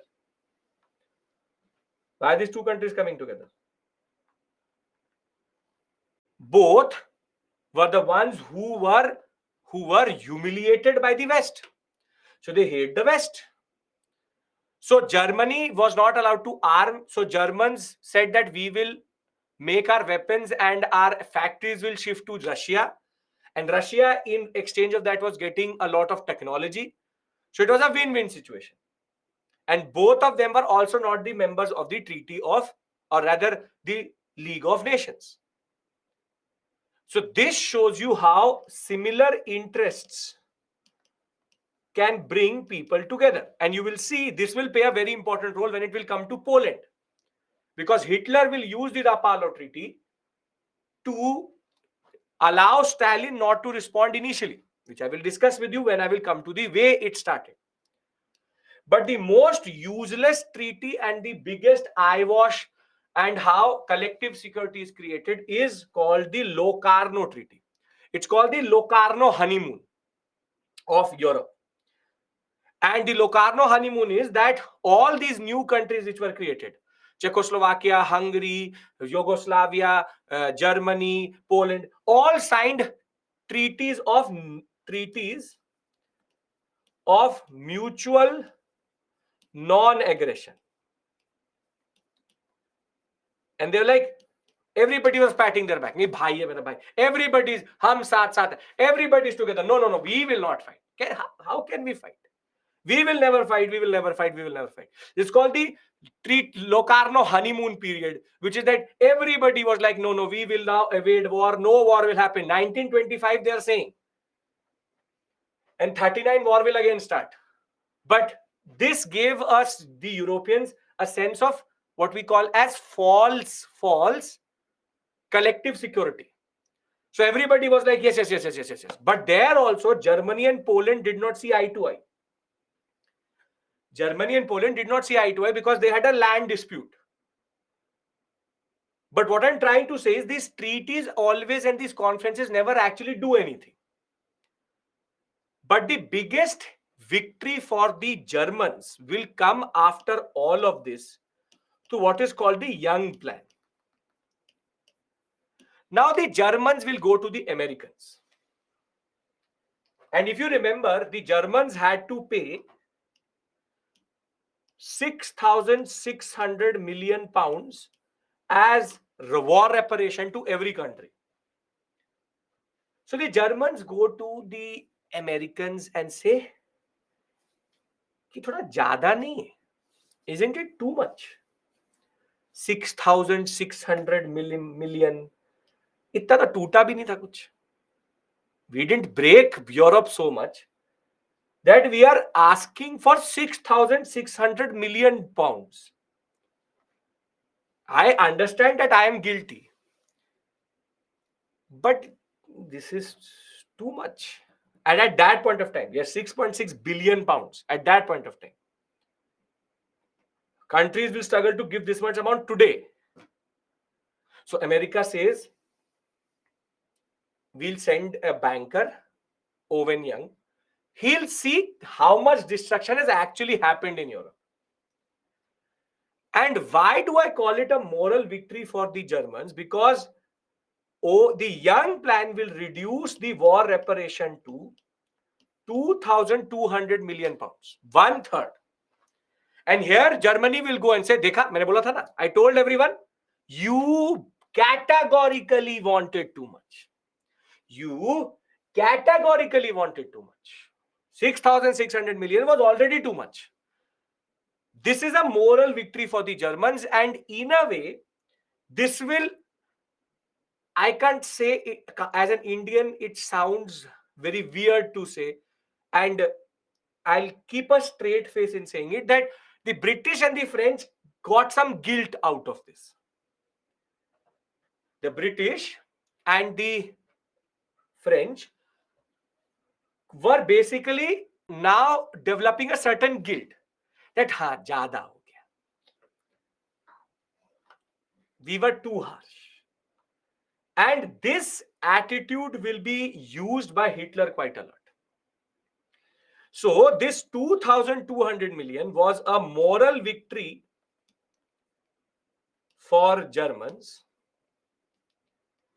and Britain and France will develop a sense of guilt, which they never got in India, but somehow white man fighting, guilt comes. So when I talk about this whole period, Washington Conference was about US-Japan relations, about dividing the Eastern Pacific colonies, and these four powers pact, it was called, USA, Japan, Britain coming together along with France to divide everything. The Genoa Conference, there will be diplomatic tussle between Germany and France, which will lead to its very simple failure. But the most interesting first treaty is Rapallo Treaty, which is Germany and Russia coming together. Full diplomatic relations will be established. Reparation claim will be gone. Russia said, "नहीं कुछ नहीं चाहिए, भाई हूं मैं. And how can I take something from you?" These two were fighting in the First World War. And he says, भाई को पैसा देगा, रुलाएगा क्या? That no reparation. No reparation. You enjoy. I will not take anything from you. Very simple, straightforward. भूल जा. And Germans were allowed to build aircraft and arms in Russia. Thus, two countries left most vulnerable after the war joined together. On the other hand, Now comes the honeymoon of Locarno treaties, series of agreements between Germany, France, Belgium, Britain, Italy, Poland, Czechoslovakia. And the aim was to protect Europe from another war. And they all signed Treaty of Non-Aggression. However, this is called the enthusiastic Locarno honeymoon of Europe. These treaties ignored the possibility of a standard German-Polish border dispute. But the moral victory and the guilt which will generate will come after the Young Plan of 1928, which is where US committee banker Owen Young will be sent to Europe, and he will reduce the reparation to be given in the next 60 years from 6,600 million pounds to 2,200 million pounds. Make sense? If this makes sense, I want to come back and discuss with you the Great Depression. Can I do it? Can we now take a break? Yes, sir. Are you understanding how I'm jigsaw puzzle? I'm creating a foundation for the Second World War now. First is Bolshevism, second is fragile democracies, third is all this drama which Europe is doing. I will bring everything together. Don't worry in that sense. So we'll come back at 57. Okay, 7 o'clock. And we'll take this story forward. Right? Thank you. I'll see you at 7. It is 7, right? Yeah, 7.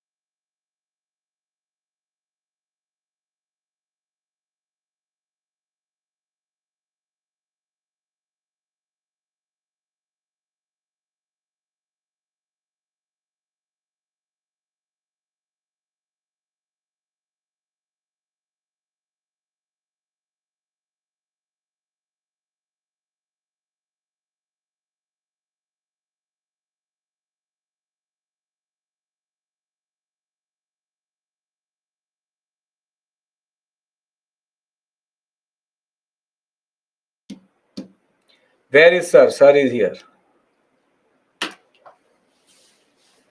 Prashant, how much do I owe you? I wasted 4 of your minutes previously.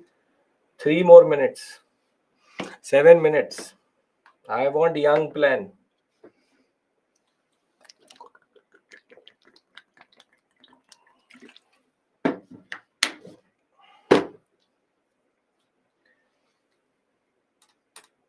Importance of sickle and hammer. Vivek, you've pushed this 11th, 13th, 14th time. SME is also not answering you because what is the point of this question? Importance of sickle and hammer in Russian Revolution. It's a symbol. Sickle and hammer. You tell me why have they used these two symbols? Why is this the symbol of the Russian Revolution or the concept itself? You tell me. Nobody is going to answer. Only Vivek is going to answer. Why? What is the importance of this? This is NCRT level question you're asking me. You tell me why did they use this? Vivek, come on, tell me. SME, don't give the answer, na. We've already given the answer.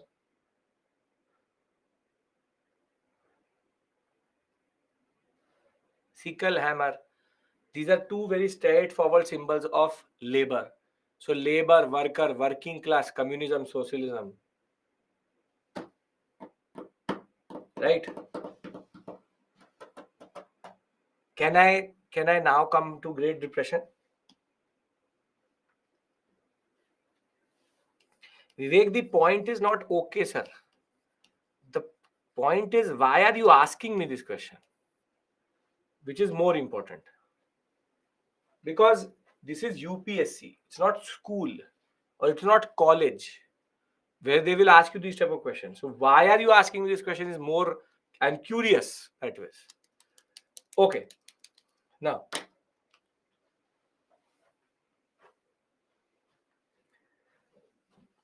first things first,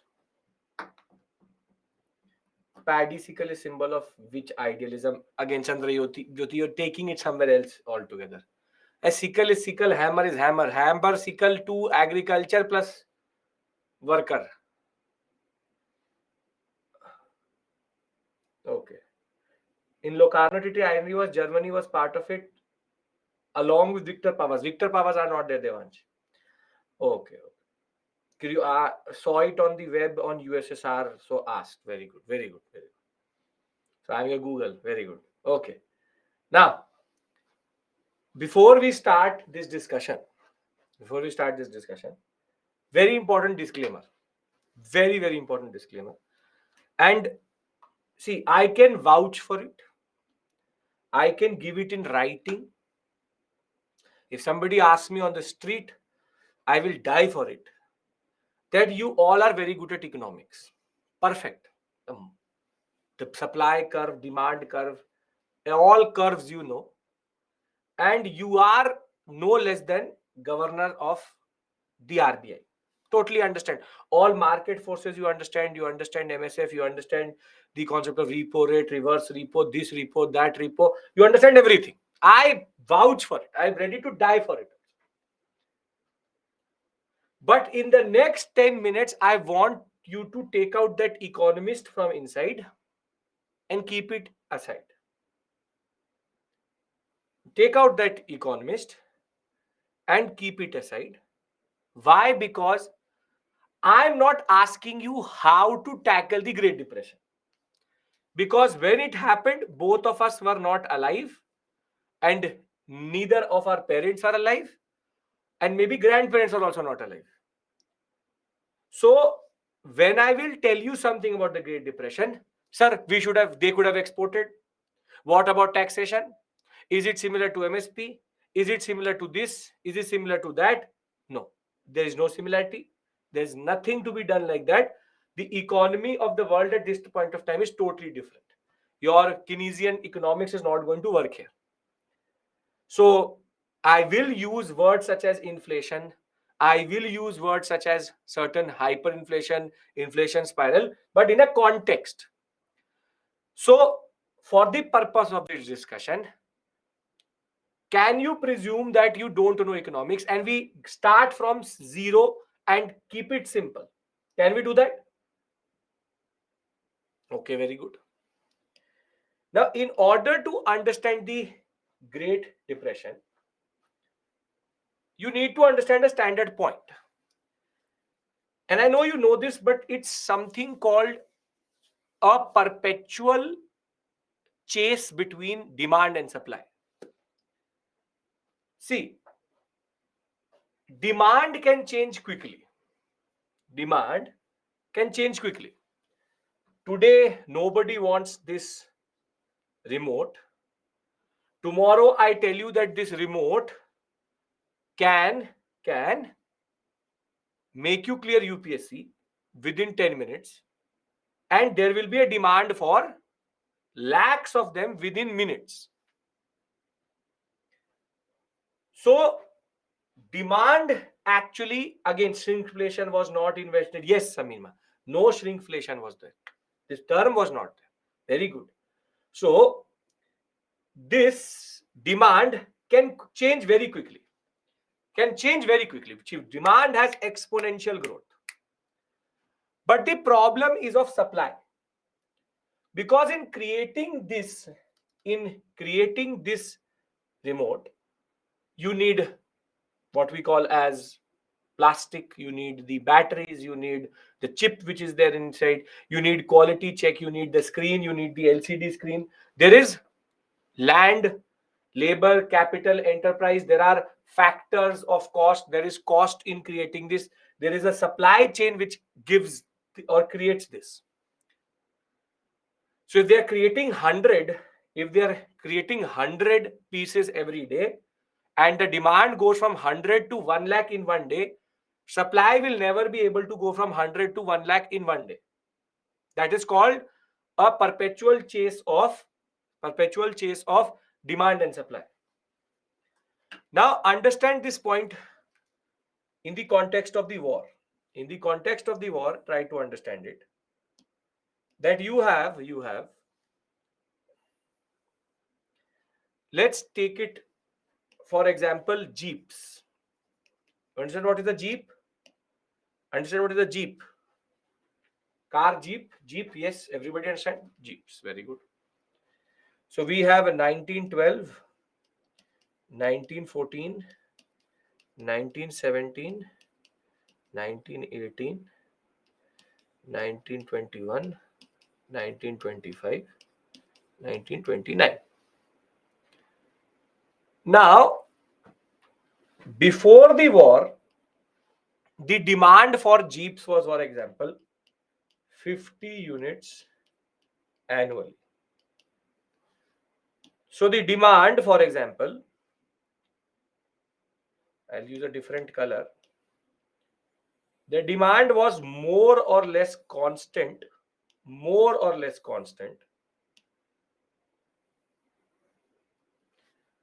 for the period just before the war. Now, as soon as the war will start, what will happen? The demand will go up or down. There was an exponential increase in the demand for jeeps, reaching 1 lakh units annually. And it will peak around the time where the war was going to end. Most probably around 1917, it is going to peak. It is going to peak. So it peaks around the period of 1917. And as soon as the war will end, what will happen to the demand? What will happen to the demand? Very good. It will fall exponentially and may go to a lower point. Because everybody already has jeeps. So they go to 20 units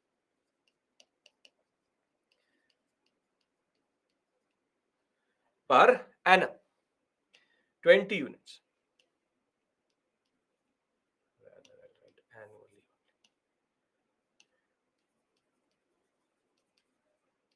Now, this is the easy part. This is the easy part. But the problem is actually supply. The problem is actually supply. Let's presume that the supply was also more or less meeting the demand. But now what will happen is that the demand will increase very, very, very quickly, but the supply will never be able to meet it. Will never be able to meet it. And by the time supply meets demand, demand would have fallen to a period where it wants less than what it wants. So this period, this area, the supplier will add more factories, will employ more employees, will mobilize more resources. But what the basic issue is this period.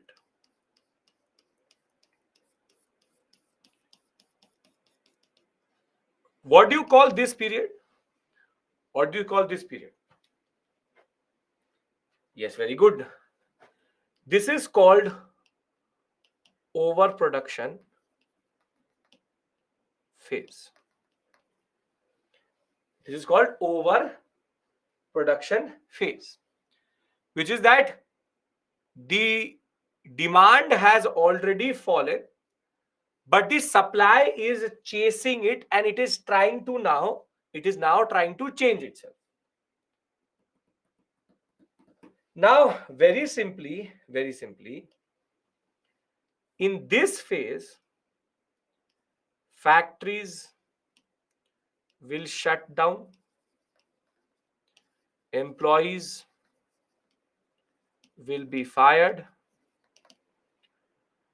and supply will, what we call as, try to reduce production as soon as possible. Now, when I use this word overproduction, does it make sense to you? What does overproduction mean? Yes, it does. Very good. But now tell me one thing. Yes, producing more than the demand. This is the perpetual issue everywhere, from our tomatoes to our onions, standard issue, which is that people will increase demand very quickly. Supply will try to match it. As soon as supply will match it, demand will fall. And supply will then more or less have only one option, which is to very quickly remove the resources it has applied to increase it. But that is the irony. Supply will always take more time than demand. And maybe the demand will again be up. The point of the matter is, if now I, based on this slide, based on this map, or based on this graph, visualize it. If my base year is 1912, if my base year is 1912, base year is 1912, and I am going for an annual review, in 1924, I will show profit or I will show loss. I will show profit or I will show loss. And I'll take a poll. Wait. Interesting question. I'm taking a poll. Tell me profit or loss. Tell me profit or loss.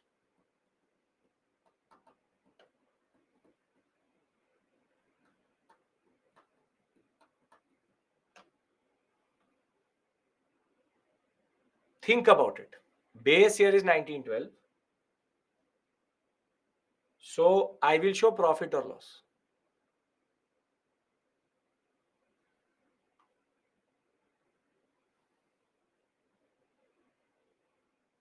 So 53% of you don't know about what is called as base effect. See, in 1912, I was producing 50 units. And though I have been producing lower and lower number of Jeeps, is it more than 50? Is it more than 50? Yes. Here I am still producing 70,000, 50,000, 20,000, 10,000. So when my denominator remains 50, anything more than 50, it will show a profit. It will show positive growth. Profit is a more loose term. It will show positive growth. So if I'm reading the annual report of any company between 1917 to 1929, is it actually showing me the real picture of that company? Is it showing real picture of the company? No. Now you understand base effect. You understand overproduction. These are two words which I wanted you to understand. Anybody has any issue in this? Anybody has any issue in these two? No? Now let's go to America, because this is going to start in America. So we go to America, which means USA. The period between 1919 to 1929. Correct, Prashant. Again, what I asked you to keep that impulse aside. Current year it will show loss, base effect it will show profit. I didn't ask you that question. I just asked you that if base year is 1912, irrespective of whatever be the current year or this and that, it will still show profit. Again, Garvit, you are bringing in the larger concept of, since supply has decreased to equate with demand, profit should have been decreased during that time. But that is not how base effect works. That is the concept, that is the base anomaly. I hope you know what is base effect. Base effect can distort anything. It can show 1% growth, 11% growth. It can show negative growth as positive. In the last 5 years, because of COVID-19, most of our economic data is not representative of the Indian economy. Because COVID-19, there was negative growth, close to minus 29% of it. Now, if India does 11% growth, is India's growth actually positive? If in 2019 our growth was negative 29%, and in 2020 I do 11% growth, is it actually that we are in positive? No, because it was minus 29. Now still we are minus 10, but the documents will show India is growing or India is growing more quicker than possible. It is growing like anything, because the base has remained the same. So where we have seen minus 29, we'll see minus 11% as very big, but it isn't. So that happens. That happened. There was a major controversy. If not, you would not remember, would not have been preparing. 2011 has now been made, the 2011 to 2014, it was shift. Previous government used to use 2011. They've shifted to 2014-15. And that changed the way the whole data was seen and everything. I'm not going to, that is proper economics. So I presume that as RBI governors, you would know it. So now I'm going to go to America. Okay. Now, America, 1919-1929 period. In America, we can very simply say, means base has to be updated, which companies don't. Standard economic, which is standard business tactic. Okay. Now let's talk about America. America, 1919-29 period. We know that America was basically feeding the First World War. We know that America was feeding the First World War. So between 1914 and 1919, America profited.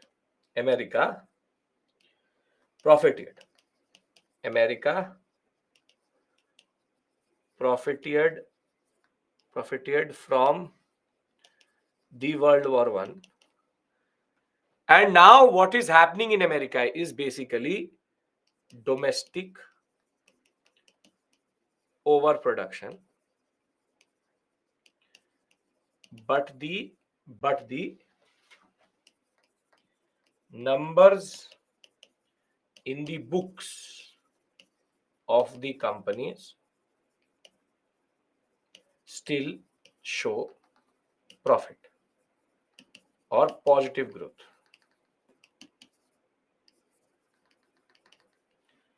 But what is happening in America right now is that companies are firing people, consumption goes down, so it becomes a recessionary spiral or deflationary spiral. You'd have heard it for sure, which is that you first fire people, they become unemployed. When they become unemployed, people don't have income, goes down. When income goes down, consumption goes down. When consumption goes down, demand goes down. And when demand goes down, further firing. And that in turn creates a downward spiral, it is called. Downward spiral. That the issue is that it has to be stopped. If not stopped, you will go into a recession, which is that you start with firing people, the demand, the income will go down, then the consumption will go down, the demand will go down. If demand will go down, then the supply has to again go down. If the supply has to go down, further people will be fired. This becomes what we call as a concept of deflationary spiral. It is called standard concept, which is there in economics. Again, standard concept. The point is that if you don't control it, then there will come a point that consumption will go really down, unemployment will skyrocket, and your economy will most probably go into proper recession, where people don't have money, people have nothing, and they are basically very simply using up their savings now. It's a vicious cycle, as it is called. Yes, it's a vicious cycle. Now, this is happening in America. Can anybody tell me, as governors, how can you stop a inflationary or what call it a deflationary cycle? Can anybody tell me the standard remedy, standard basic remedy of a deflationary cycle? Investment, decrease increase rate, decrease interest rate, slit down by taxing, tax people, very good. Counter cyclical policy, very big words being used, very good. Make people spend. Okay, Vaishna is given the right answer. Very good. Expansionist policy. Increase. Very good, Kishore. Very good. Give loans. Accommodatory policy. Expansionist policy. Pour money into economy. Production increase. Expansionary fiscal policy. Garvit, good. Supply money in market. Money flow. Money flow. Himanshu, good. See, using this expansionary policy, you are not giving me a phanda. The simple point is, you stop it with public spending. Don't print money, Anjana. Public spending, which is, if the government will spend, people will get employment, and if they will get employment, maybe consumption will come up again. So a standard thing is that the government does capital expenditure, not revenue expenditure. Capital expenditure creates a lot of assets, and those assets will need labor, people will get employment, and therefore people will get certain type of income. So the problem in the USA is the state and central government do not have the capacity capacity to spend or do public capital expenditure, and therefore the USA government cannot stop or arrest this spiral. Cannot arrest or stop this spiral. So government spending cannot be done because the governments don't have capacity to do it.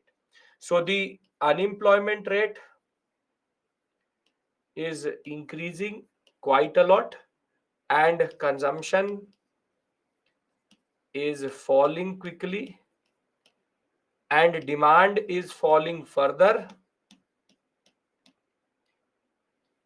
and what we have is domestic overproduction. Anybody has any issue in understanding this? Basically, I'm teaching you economics right now, literally. Okay. Anybody any issue? No, sir. Very good. Very good. Very good. Very good. 1 second. Fiscal deficit is not a solution. Fiscal deficit is a concept. No issues. Okay. Now,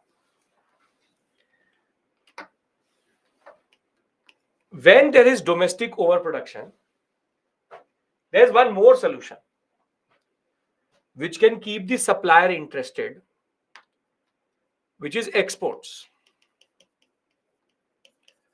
or external markets.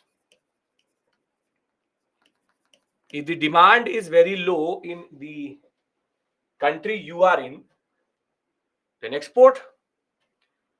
So the demand which has exponentially fallen in your country can be then matched by the demands which are outside that country.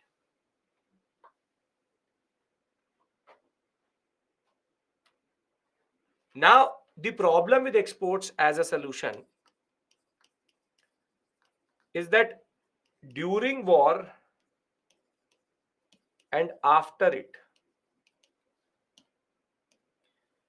America has erected tariff barriers and has very conservative customs or import policy, which means that it is heavily taxing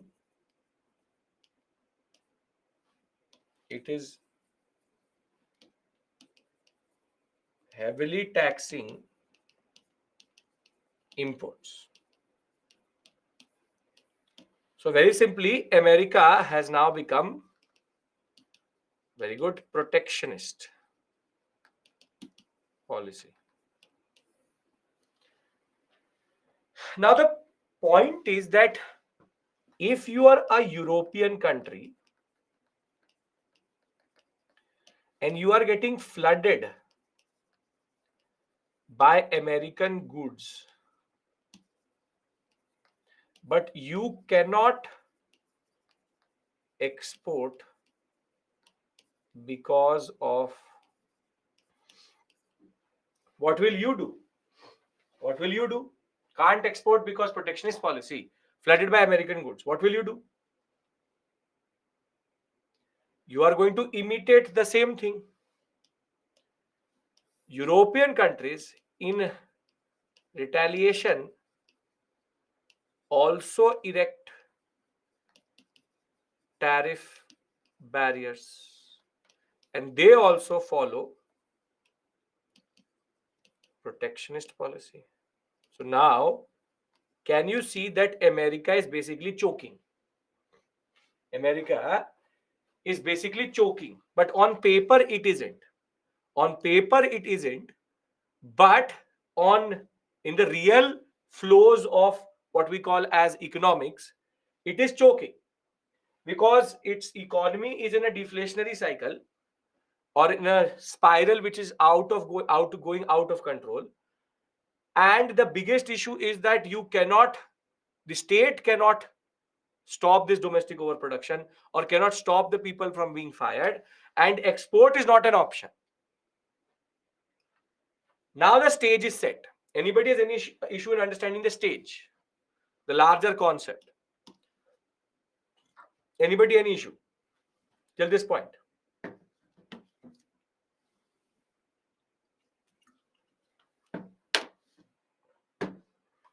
No, once again, it's not a music track. I play it once again.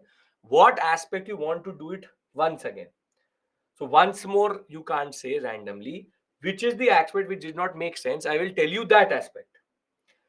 Domestic overproduction is happening. Domestic overproduction will in turn lead to, there are two ways out of it, which is export can't happen, protecting barriers, and second, which is the issue related to the issue of what we call as the government spending cannot, government or public expenditure cannot also happen. Which is the aspect which you don't understand, or if you do understand it now, then tell me. I want to move forward into speculation and how things will actually go down in the whole sector itself. Why don't they control production? Because it's a capitalist economy and the state does not have the, this is the issue of laissez-faire politics. This is the issue of free trade, what Adam Smith taught you or us, which is that let the market decide. So the market is deciding. That is the basic point. Would flushing money in the economy work? Firstly, Vivek, tell me, flushing in, flushing out, there are two things. First, third thing is big funda. Again, you don't know what you actually mean by it. So in a deflationary economy, do you actually flush more money into the economy? And flushing can be both in and out. You take out or in. But I don't really care because that is not a solution. Flushing out is going to take money out of the people. So you are increasing the value of money. So perfect. That is how we are going to come out of it. That was not, as I told you, Governor Vivek has to be aside right now. Okay. After the protectionist policy, I'm coming to that. What solution America found? No solution. That is the point. Federal government used to give money to people who are unemployed for some time so that people don't die of hunger. That is technically not true. That is not Americans. Classic economy would not answer the concept. It is supply sided. Yes, Garvit, the problem is not that. The problem with economics is one thing. And if you've ever done microeconomics, you would know. And this is the last point I will say. Microeconomics says a very important line. If all variables remain constant, demand will do this, supply will do this. MPP, TPP, APP, this, that. There's a line which will always be written. I'm an economic historian, I know that. And the problem is that is that is not how the economy works. There's always going to be a difference between micro and macroeconomics because the when the demand and supply is going up, not all things will remain constant. Every variable is changing. That is why core microeconomics is actually flawed. That is theoretical. Practical is macroeconomics, and and macroeconomic forces are very different. So leave it. Europe is already connected to America. I'm coming to it. What was going to be impact? First, do you understand the stage? As I said, you are now trying to give me solutions for the Great Depression. Don't do that because we were not there and neither was anybody else who had the understanding of it. Can I talk about the next aspect? What is flooding here? I don't know what you're talking. I didn't even use the word flood. Okay. Now, we have overproduction. We have export issues plus no public spending. Now I need to go with you into the stock market. So you have the New York Stock Exchange. New York Stock Exchange, also called the Wall Street, on the street which is there, Wall Street. Now, if in 1912 I had a share of iron and steel company, for example, XYZ, and it was not pound, but it was, for example, $10. per share. During the war, the value of this share will go up or down. Iron and Steel Company. So during 1914-1917 period, this share becomes $100 per share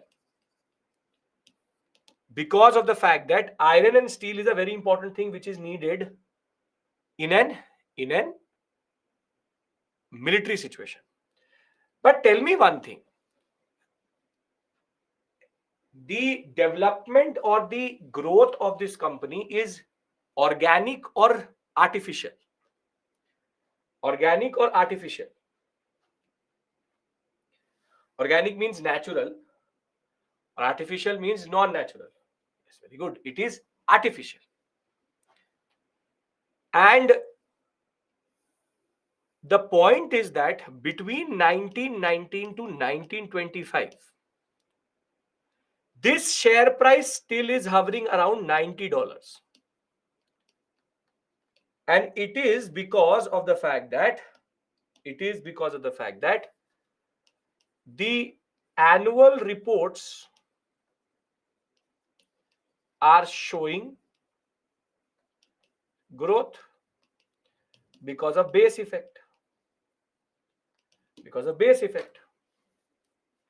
So very simply, these annual reports are fake.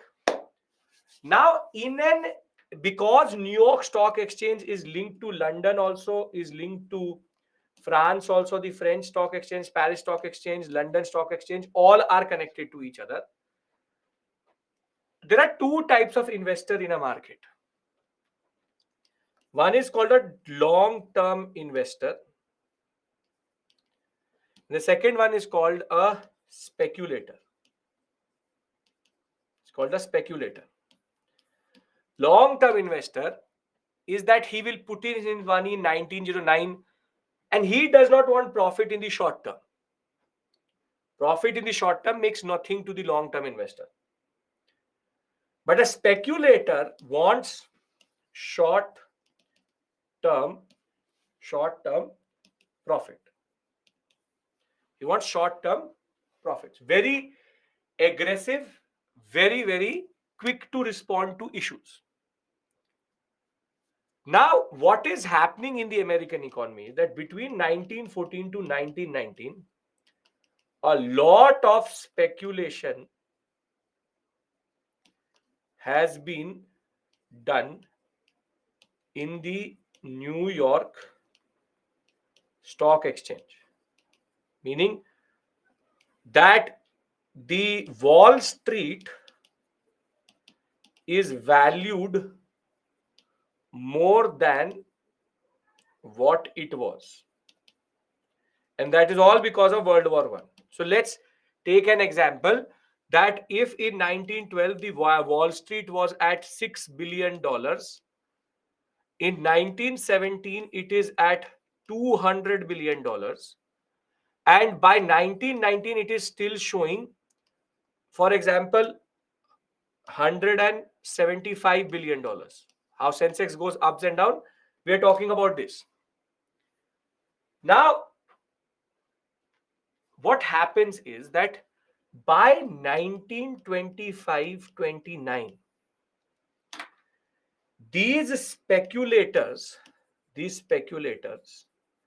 who have pushed a lot of money into the market, they can start to see signs of slowdown and economic crisis. And on the fateful day of 29th October 1919, on 29th October 1929 rather, these speculators will once together take out the money. Because now they saw that the crisis is coming. Now, if I am a company and my share is $100, and everybody is now asking for give me back my $100, will as I company will be able to ever actually give that $100 back? No. And this is called the Wall Street crash. And the Great Depression had begun. What will happen is that the value, billions of dollars, will be lost within 1 second. Further, because there was no regulation, banks had invested in stocks. So if I have a bank A and I have deposited $100 with him, and bank A has now pushed all that $100, because banks don't keep money with them, they invest. And this bank has now pushed it into the stock market. Does that bank now have my $100? No. So what will happen is, as soon as Wall Street crash will happen, what will happen is called the bank run. Everybody will go and take out their money, and banks will become bankrupted, and the whole American economy will collapse. And this will have an effect all across the world, when across the world, because the New York Stock Exchange crashed, London Stock Exchange will crash, the French Stock Exchange will crash, the German Stock Exchange will crash, and across the world we will have a rippling effect, and that will be called the Great Depression of the world. Between 1929 to 32, the most severe it was. In 1928, company was showing profit which was fake. Yes, it was really loss. Now, if you tell me one thing, why am I discussing this? See, road to Great Depression is domestic overproduction, huge profits, mechanization. By overproduction was becoming apparent by 1930. Huge stocks of goods, manufacturing activities decrease, layoffs start to happen. This becomes a vicious cycle. Poor handling of the crisis by Hoover, who did encourage the companies not to fire workers, but the public spending was not there. And the US government erected trade barriers around its economy to protect its agricultural economy. American boom was protected by huge protectionist barriers.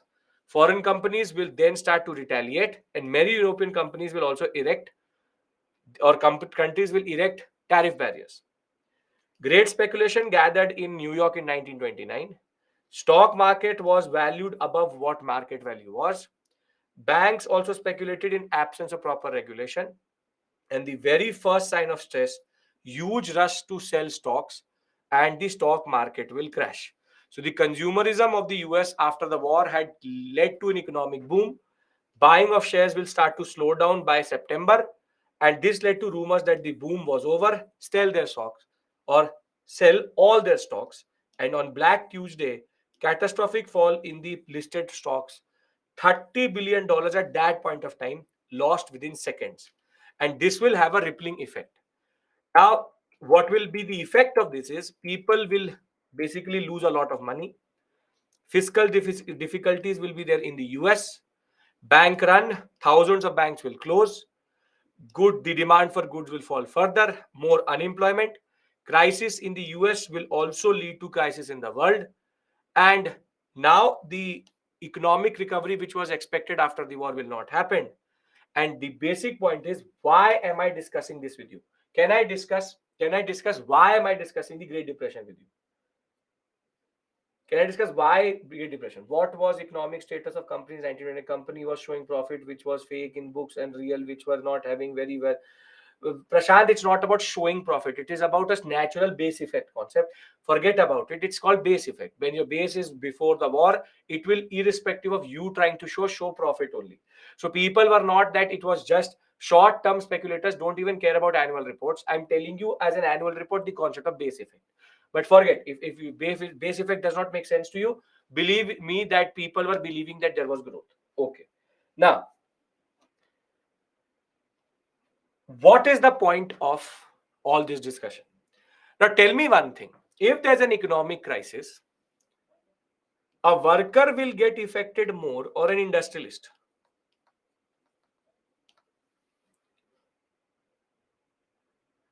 Who will get affected more? A worker. Now try to understand the way it is happening. You have fragile democracies plus ethnic issues in Central Europe plus Great Depression.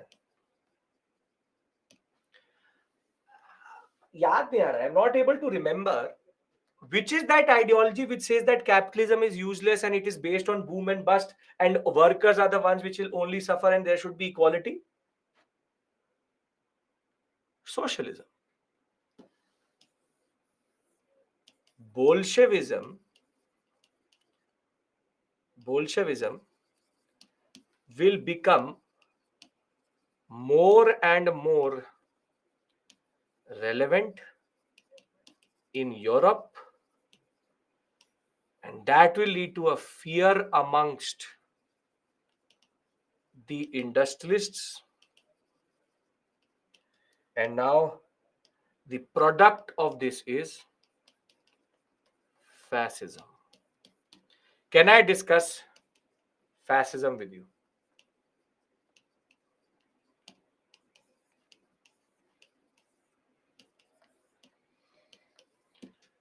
These are the 5 causes of the Second World War. Fragile democracies, ethnic issues, Great Depression, in turn leading to Bolshevism and socialism becoming more and more important. And that will lead to the fascists rising. And see, Mussolini has nothing to do with Great Depression because Mussolini will rise by 1925 only. Hitler is very well connected to the Great Depression. So now I want to discuss with you fascism. Can we now discuss? First, I will discuss the core ideology. What is fascism? And then I will do 2 case studies with you: Italy and Germany, Mussolini and Hitler. Can I do that? Are you able to understand how the interwar period is a dangerous period? This was asked in the examination, that how was the interwar period a period in which democracies were threatened? Democracies were threatened because these dictators turned out to be the solution for these issues which were emerging. And they said the basic agenda is, and I'll tell it to you automatically right now, Hitler and Mussolini were able to become what they were able to become because they projected themselves as the solution against socialism. Understand this point. Hitler and Mussolini could not exist if they were not recruited by the capitalists. So these capitalists, they talk about Hitler, Mussolini in this very, very derogatory sense, but they were the ones who actually recruited them. They said, we are the solution. We will not let the workers win.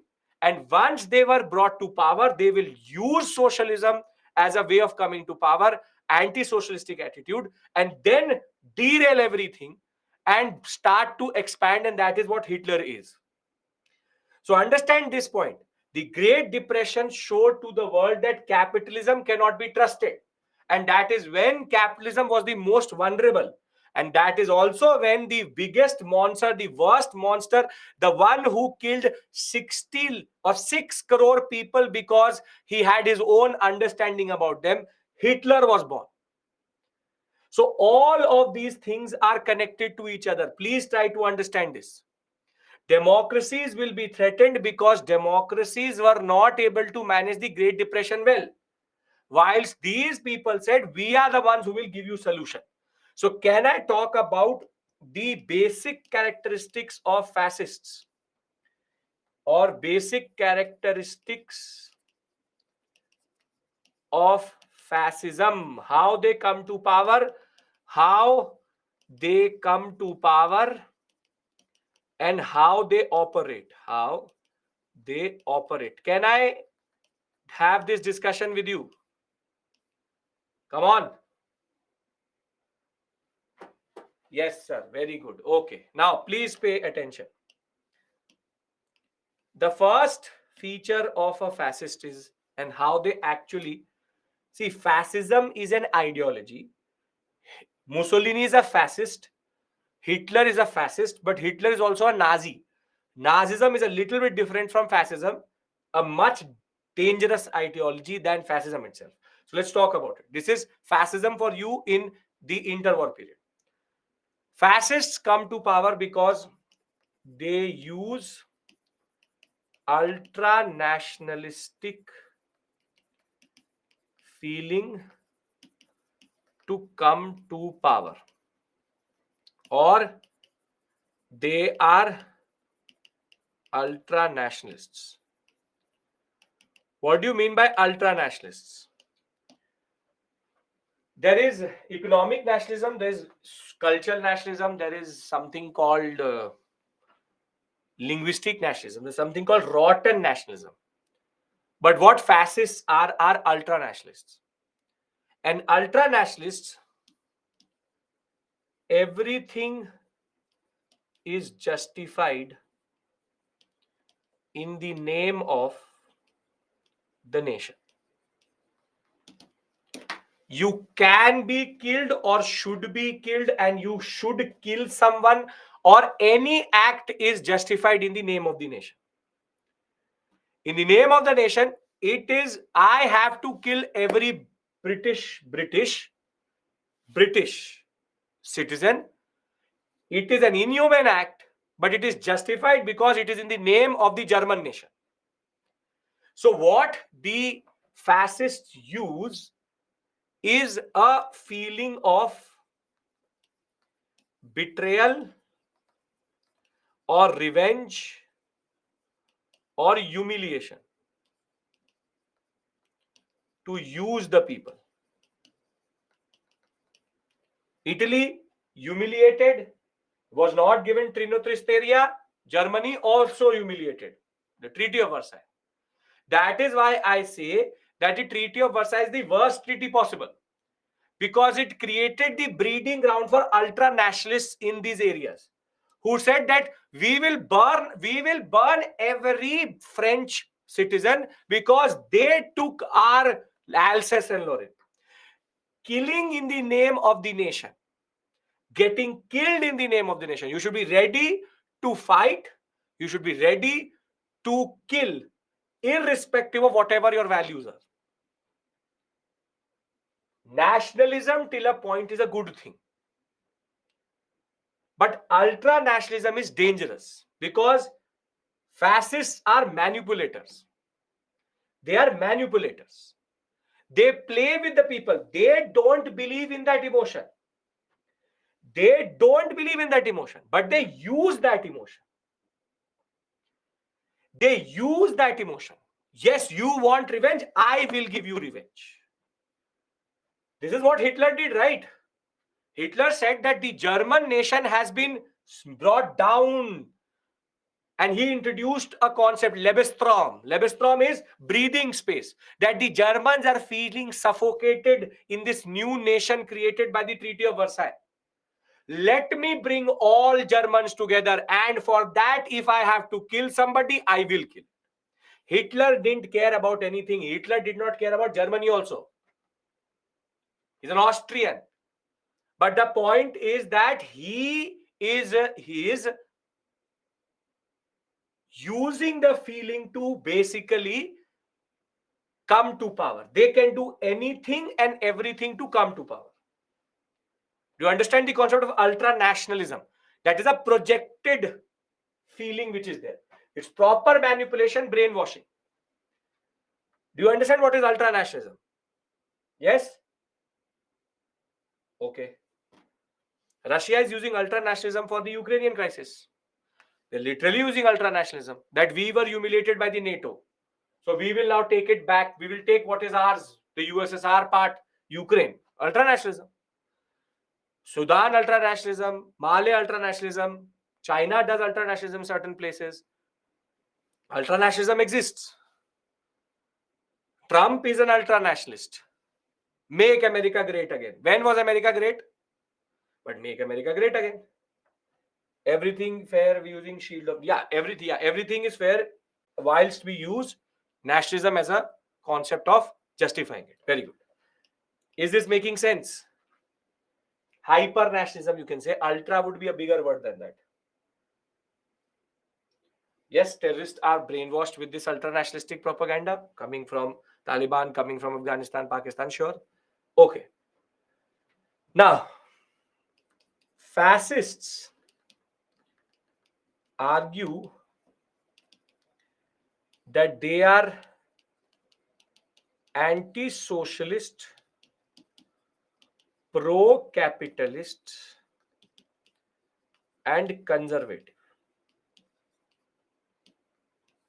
This is very, very important in the context of Europe, which is that Europe, as of right now, what was the biggest fear? So what they are doing is use the fear of industrialists,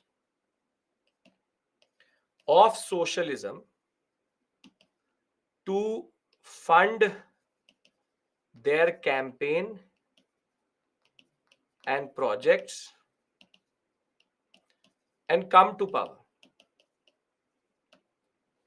Literal manipulation. And I'll give you a very simple example. Hitler's father was a socialist.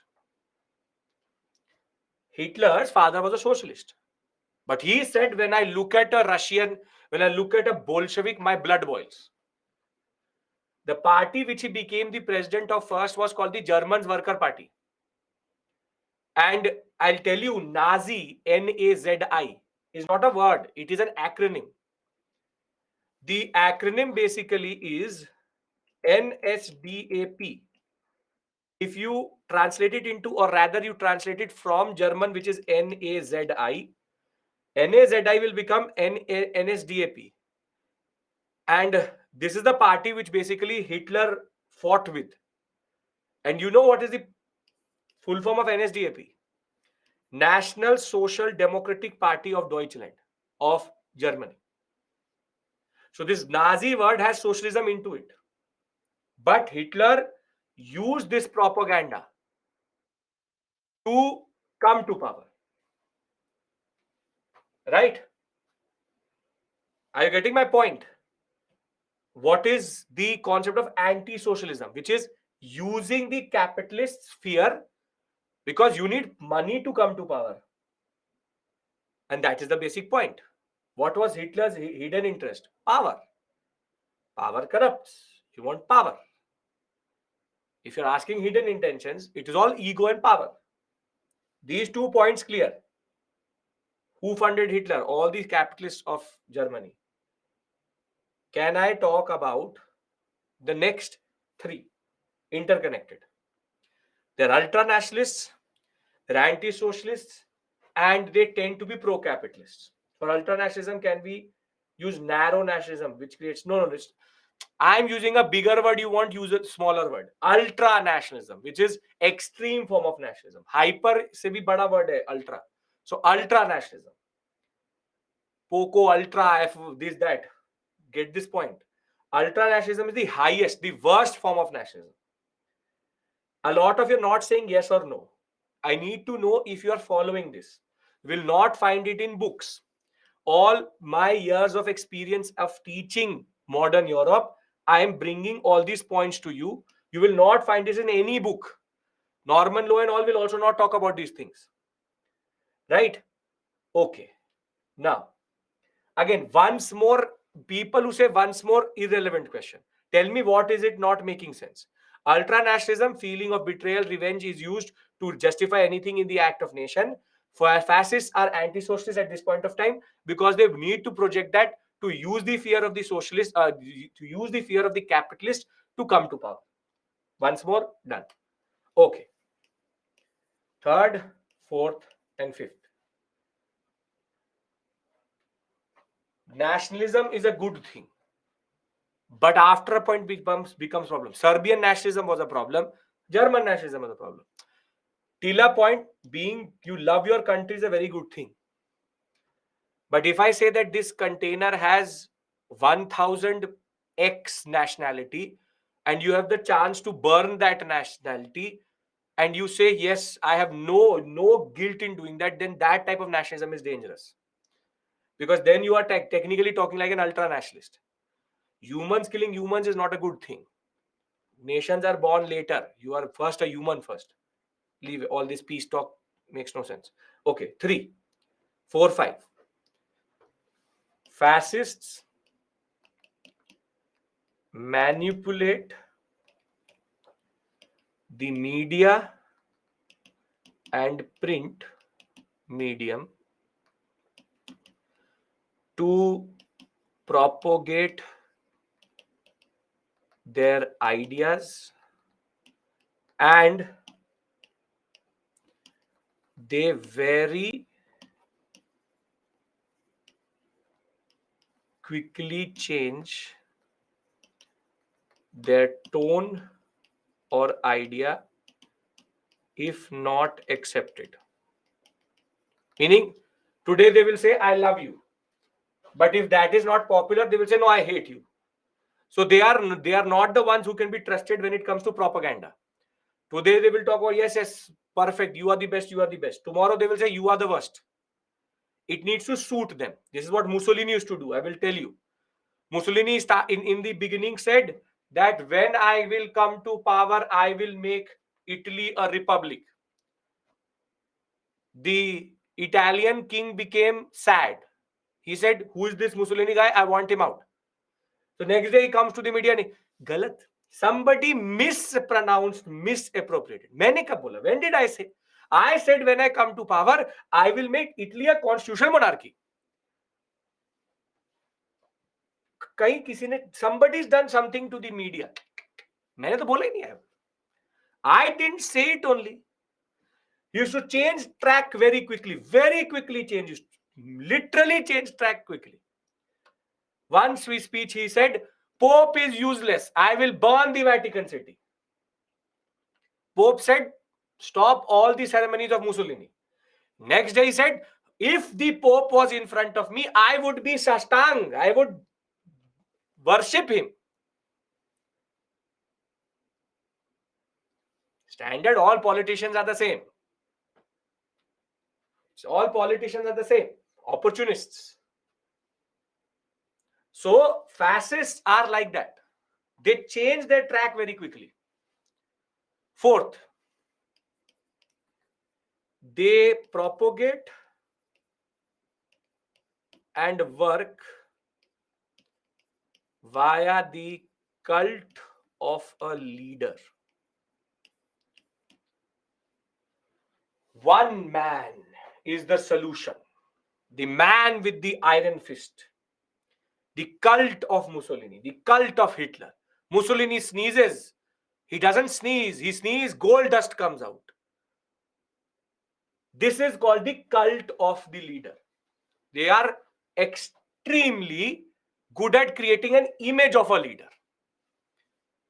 And they behind that, they work from behind. Hitler was an enigma. People used to cry when Hitler used to speak. They are very good orators also.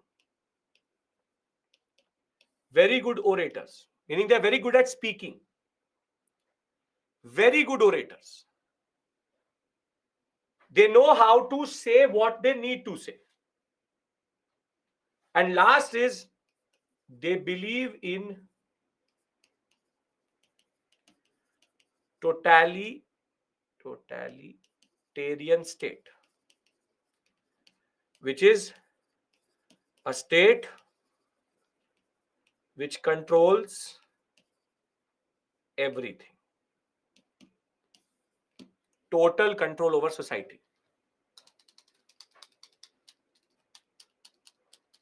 Now, if you understand these 5 points, I want to tell you the story of Mussolini. And if we have time, we'll talk about Hitler also. See, I'll say one thing to you that, see, never called a modern leader Hitler. I'll tell you why. because it's not the disrespect of that leader, it is a disrespect of Hitler. Because Hitler was not dumb like the leaders which are there today. Hitler was a master manipulator. Hitler was Hitler. So I don't tell you to respect him. I'm not asking you to respect him. Literally not asking you to respect him. But don't Hitler, Hitler, Hitler. Calling Benjamin Netanyahu, Xi Jinping, Putin, or Trump Hitler is basically a tawheen of Hitler. It is a disrespect of Hitler, not these leaders. You are actually giving them a lot of credit. If they were actually even half of Hitler, then the world would be in a different place altogether. Hitler, when I will tell you how he manipulates, how he actually acted, you will be astonished on how dumb people can be or how smart he can be. So can I talk about Mussolini? Because I want to talk about Italy at least today. And as you know, tomorrow we meet at 6:30. So at 6:30 in the morning, we'll come back and talk about Hitler, the Second World War, and the Cold War politics. Okay, perfect. I hope you are understanding these things. These are things which you need to know generally also, because you are the vanguards of our democracy. You are the future of our democracy. Fascists destroy democracy. They use democracy, and I'll write this point also. Fascists enter democracy through democratic means. Both Hitler and Mussolini were prime minister and chancellor, but they break democracy from within. They use democracy to come to power, and then they break democracy from within. Makes sense? Can I discuss Mussolini? Then we'll talk about Hitler. Benito Mussolini, first question, name looks like a woman, but is a man. First things first. As it is, we somehow have an infatuation with the Italian prime minister somehow. So he is a man. So he is a man. Benito Mussolini is a man. Because what will happen is you will start to comment, what did she do? No, what did he do? First things first. To understand the rise of Italy, or going for Italy for what we call as into the spiral of fascism, you need to understand Italy's experience. First things first.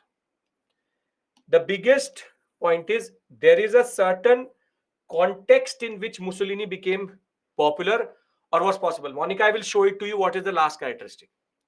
Italy lost 7 lakh men in war, but were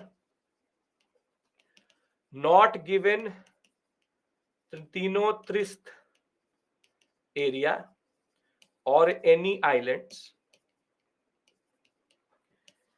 They felt betrayed by the West.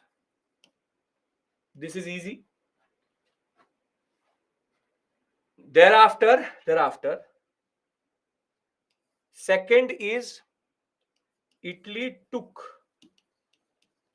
a lot of loans from America to fight the war.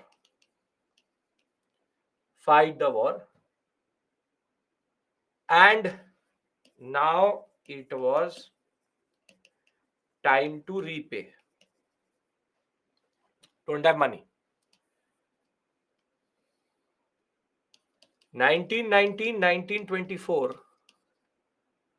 socialism and socialists started to become popular.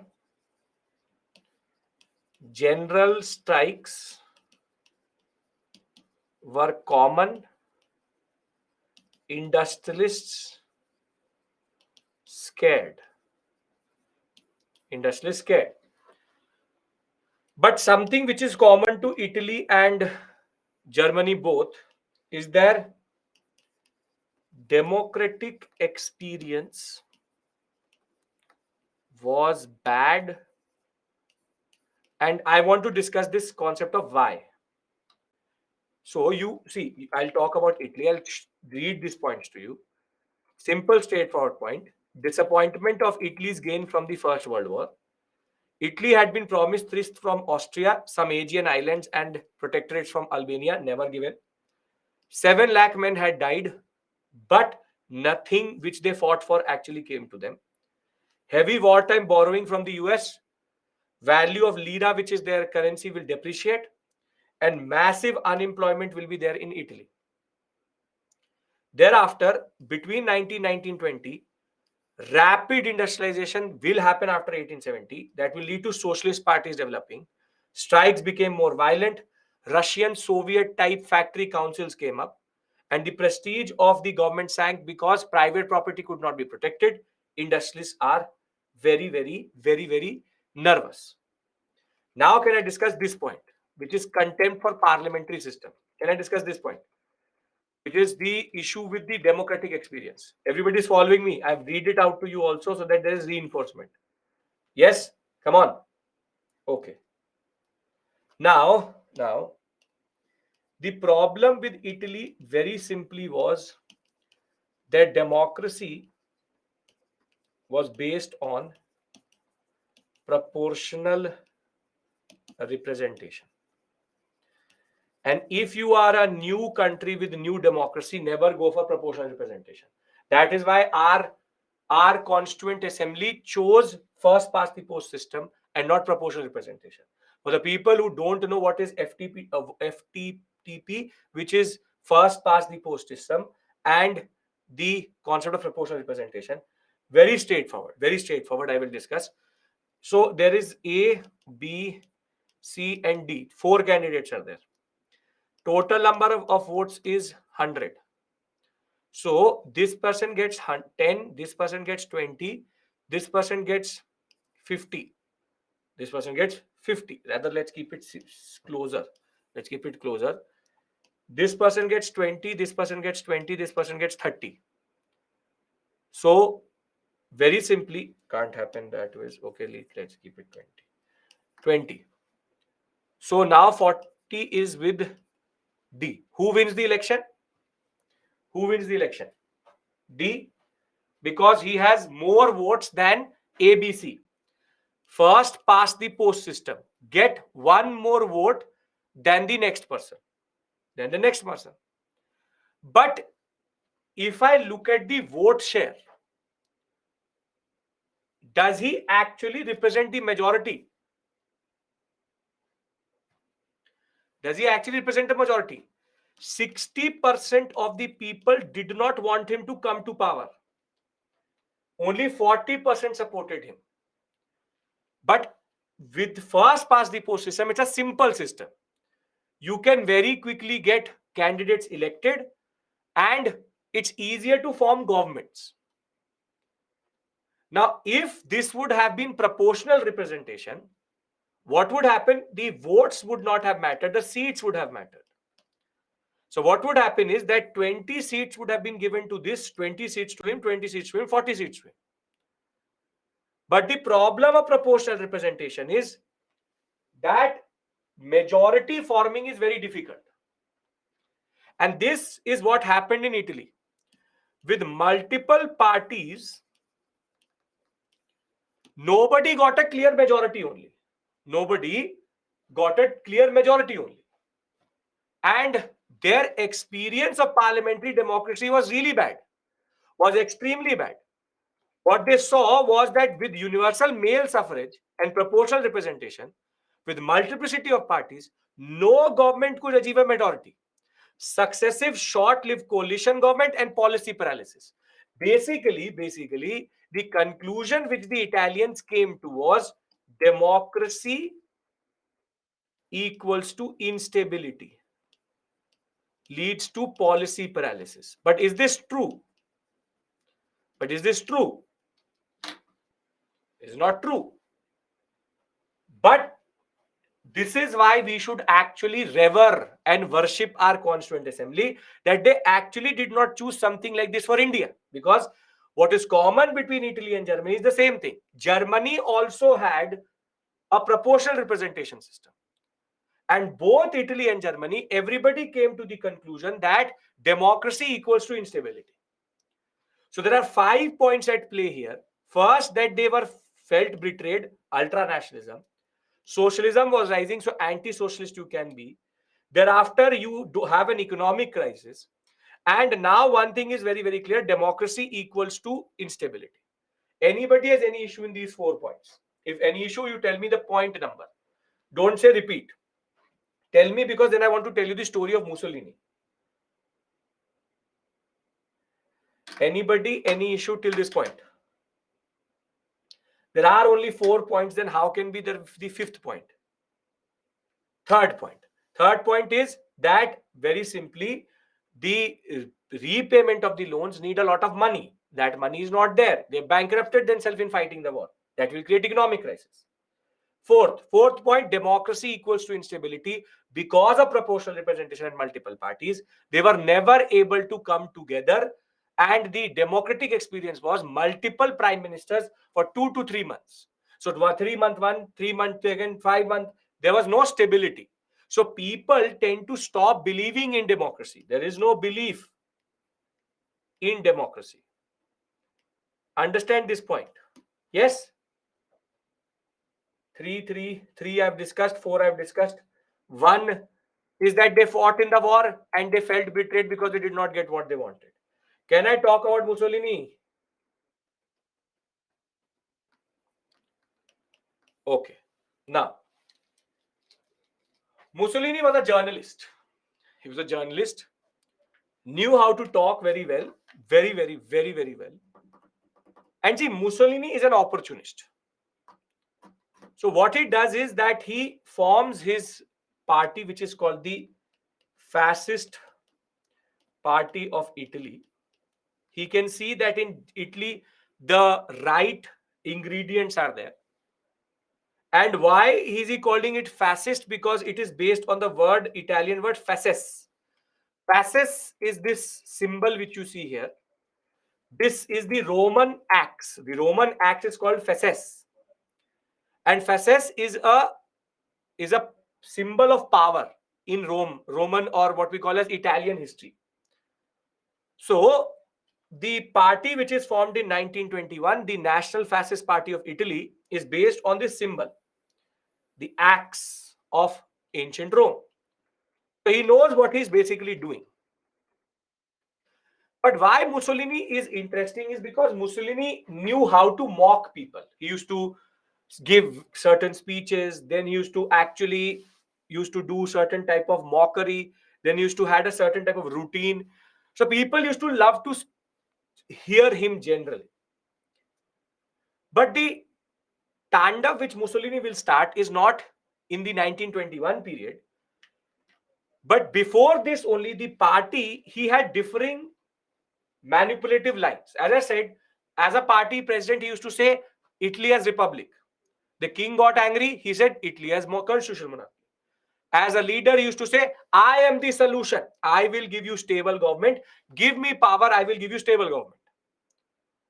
Thereafter, he does one more thing, which is that he starts to talk about the Pope in derogatory terms. Pope becomes angry, changes his stance. No, religious person. Mussolini goes to church every day.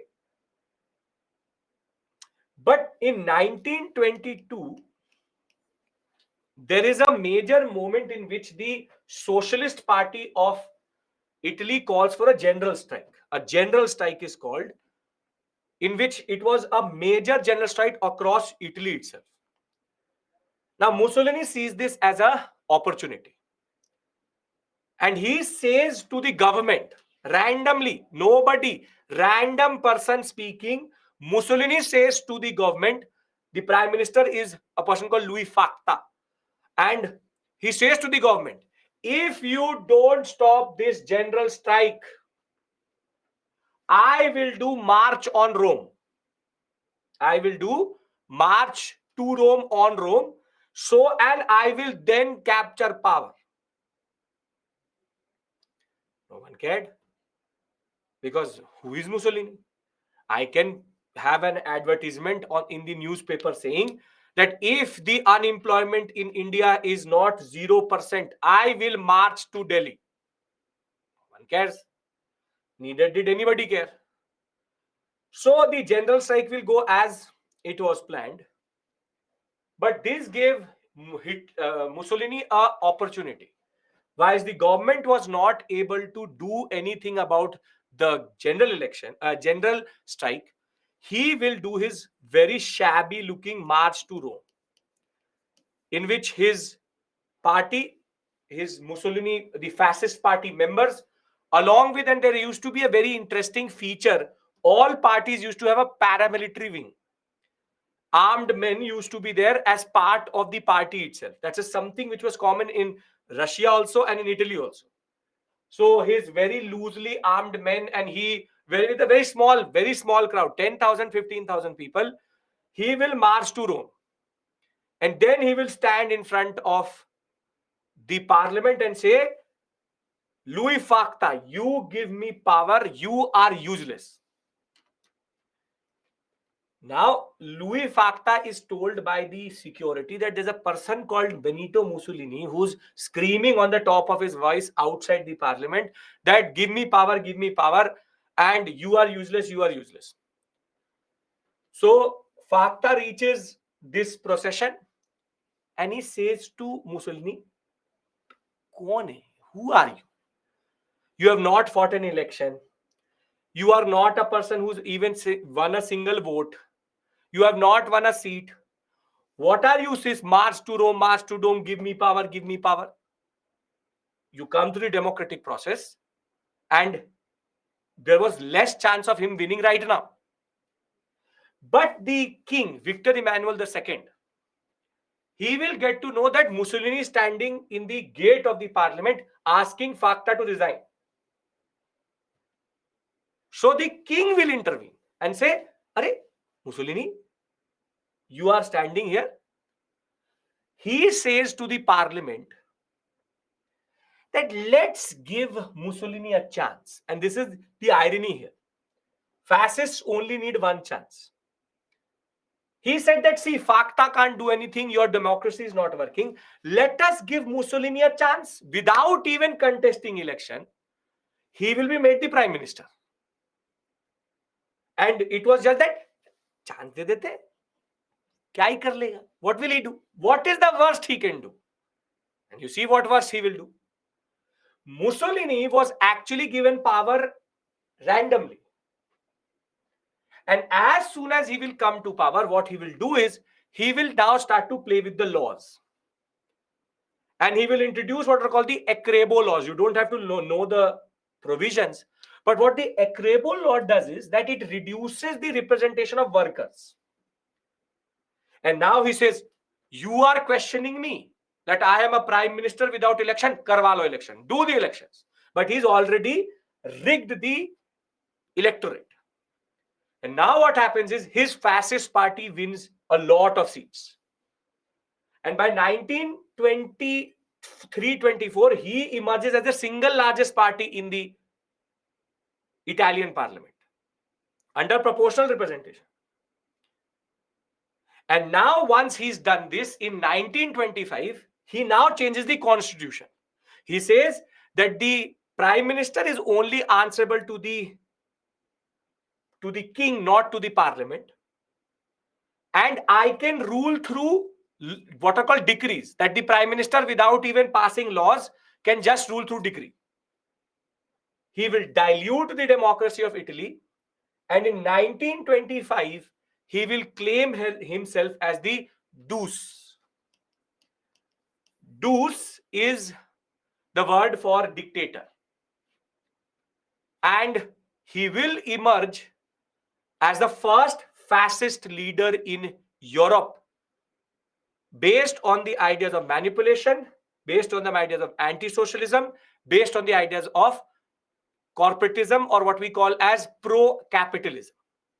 What he needed was one chance, and thereafter he just destroyed the democracy of Italy totally. And then you will say, sir, how are industrialists linked? The fascists used to wear uniforms. Can anybody guess who made the uniforms for Mussolini? Can anybody guess who made the belts for Mussolini? The belt, the caps, and the uniform used to come from different companies. The uniforms used to come from Hugo Boss. The belts of Mussolini were made by Gucci. They used to wear caps made by Dior. These companies, which today act like they are the best of the best, most fashionable, these are fascist companies. To just give you a very good example of this, all trucks of Hitler were made by Mercedes. Hitler only used to travel in a six-wheeled Mercedes. BMW used to make the engines of Hitler's Luftwaffe, which is his air force. More than that, Porsche used to also make the trucks and the engines for his air force.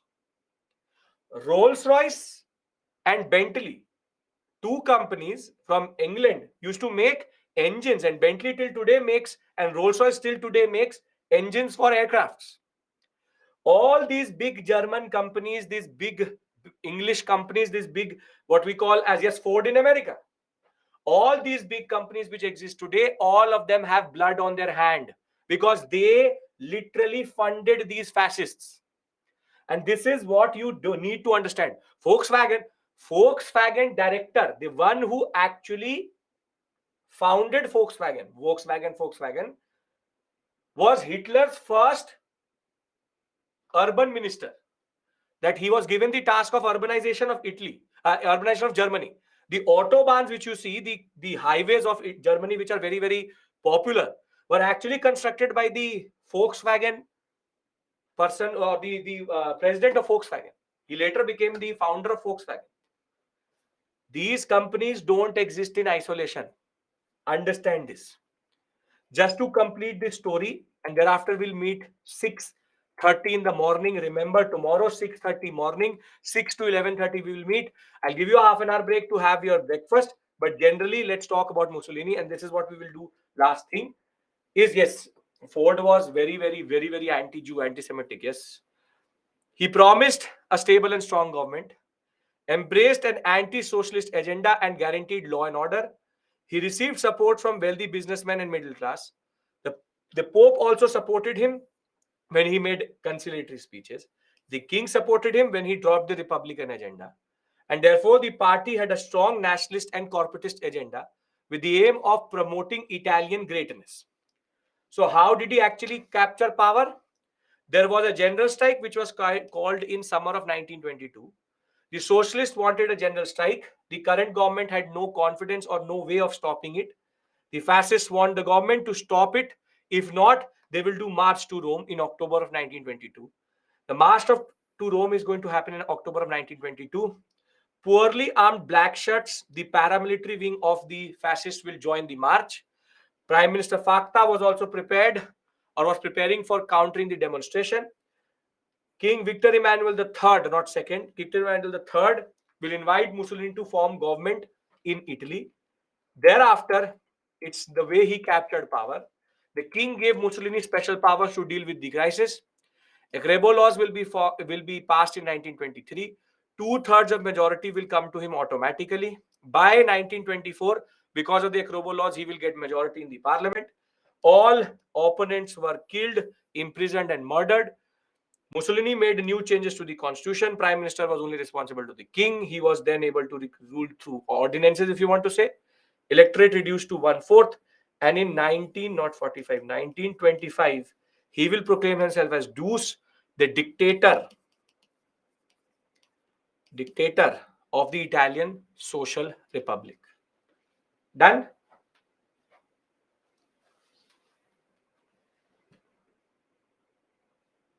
Great.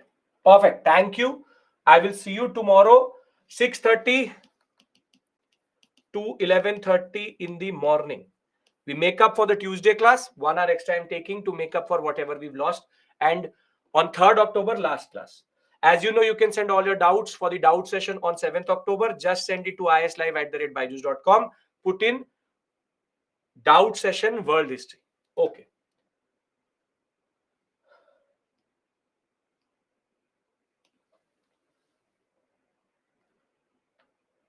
I failed more than in class.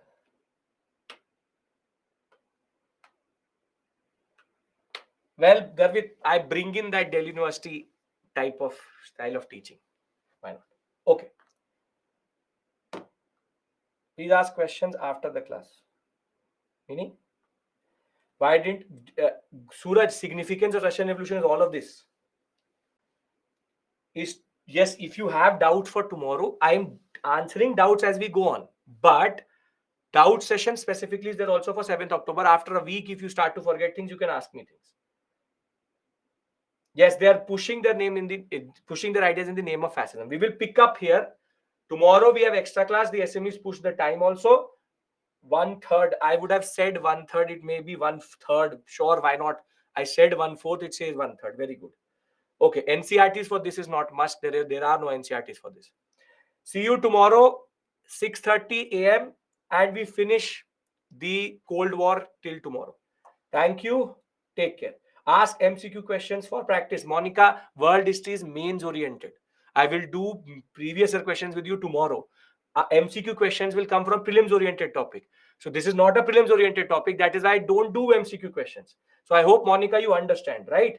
Practice of mains question has to be there. Very good. Perfect. Thank you. Take care. Bye-bye.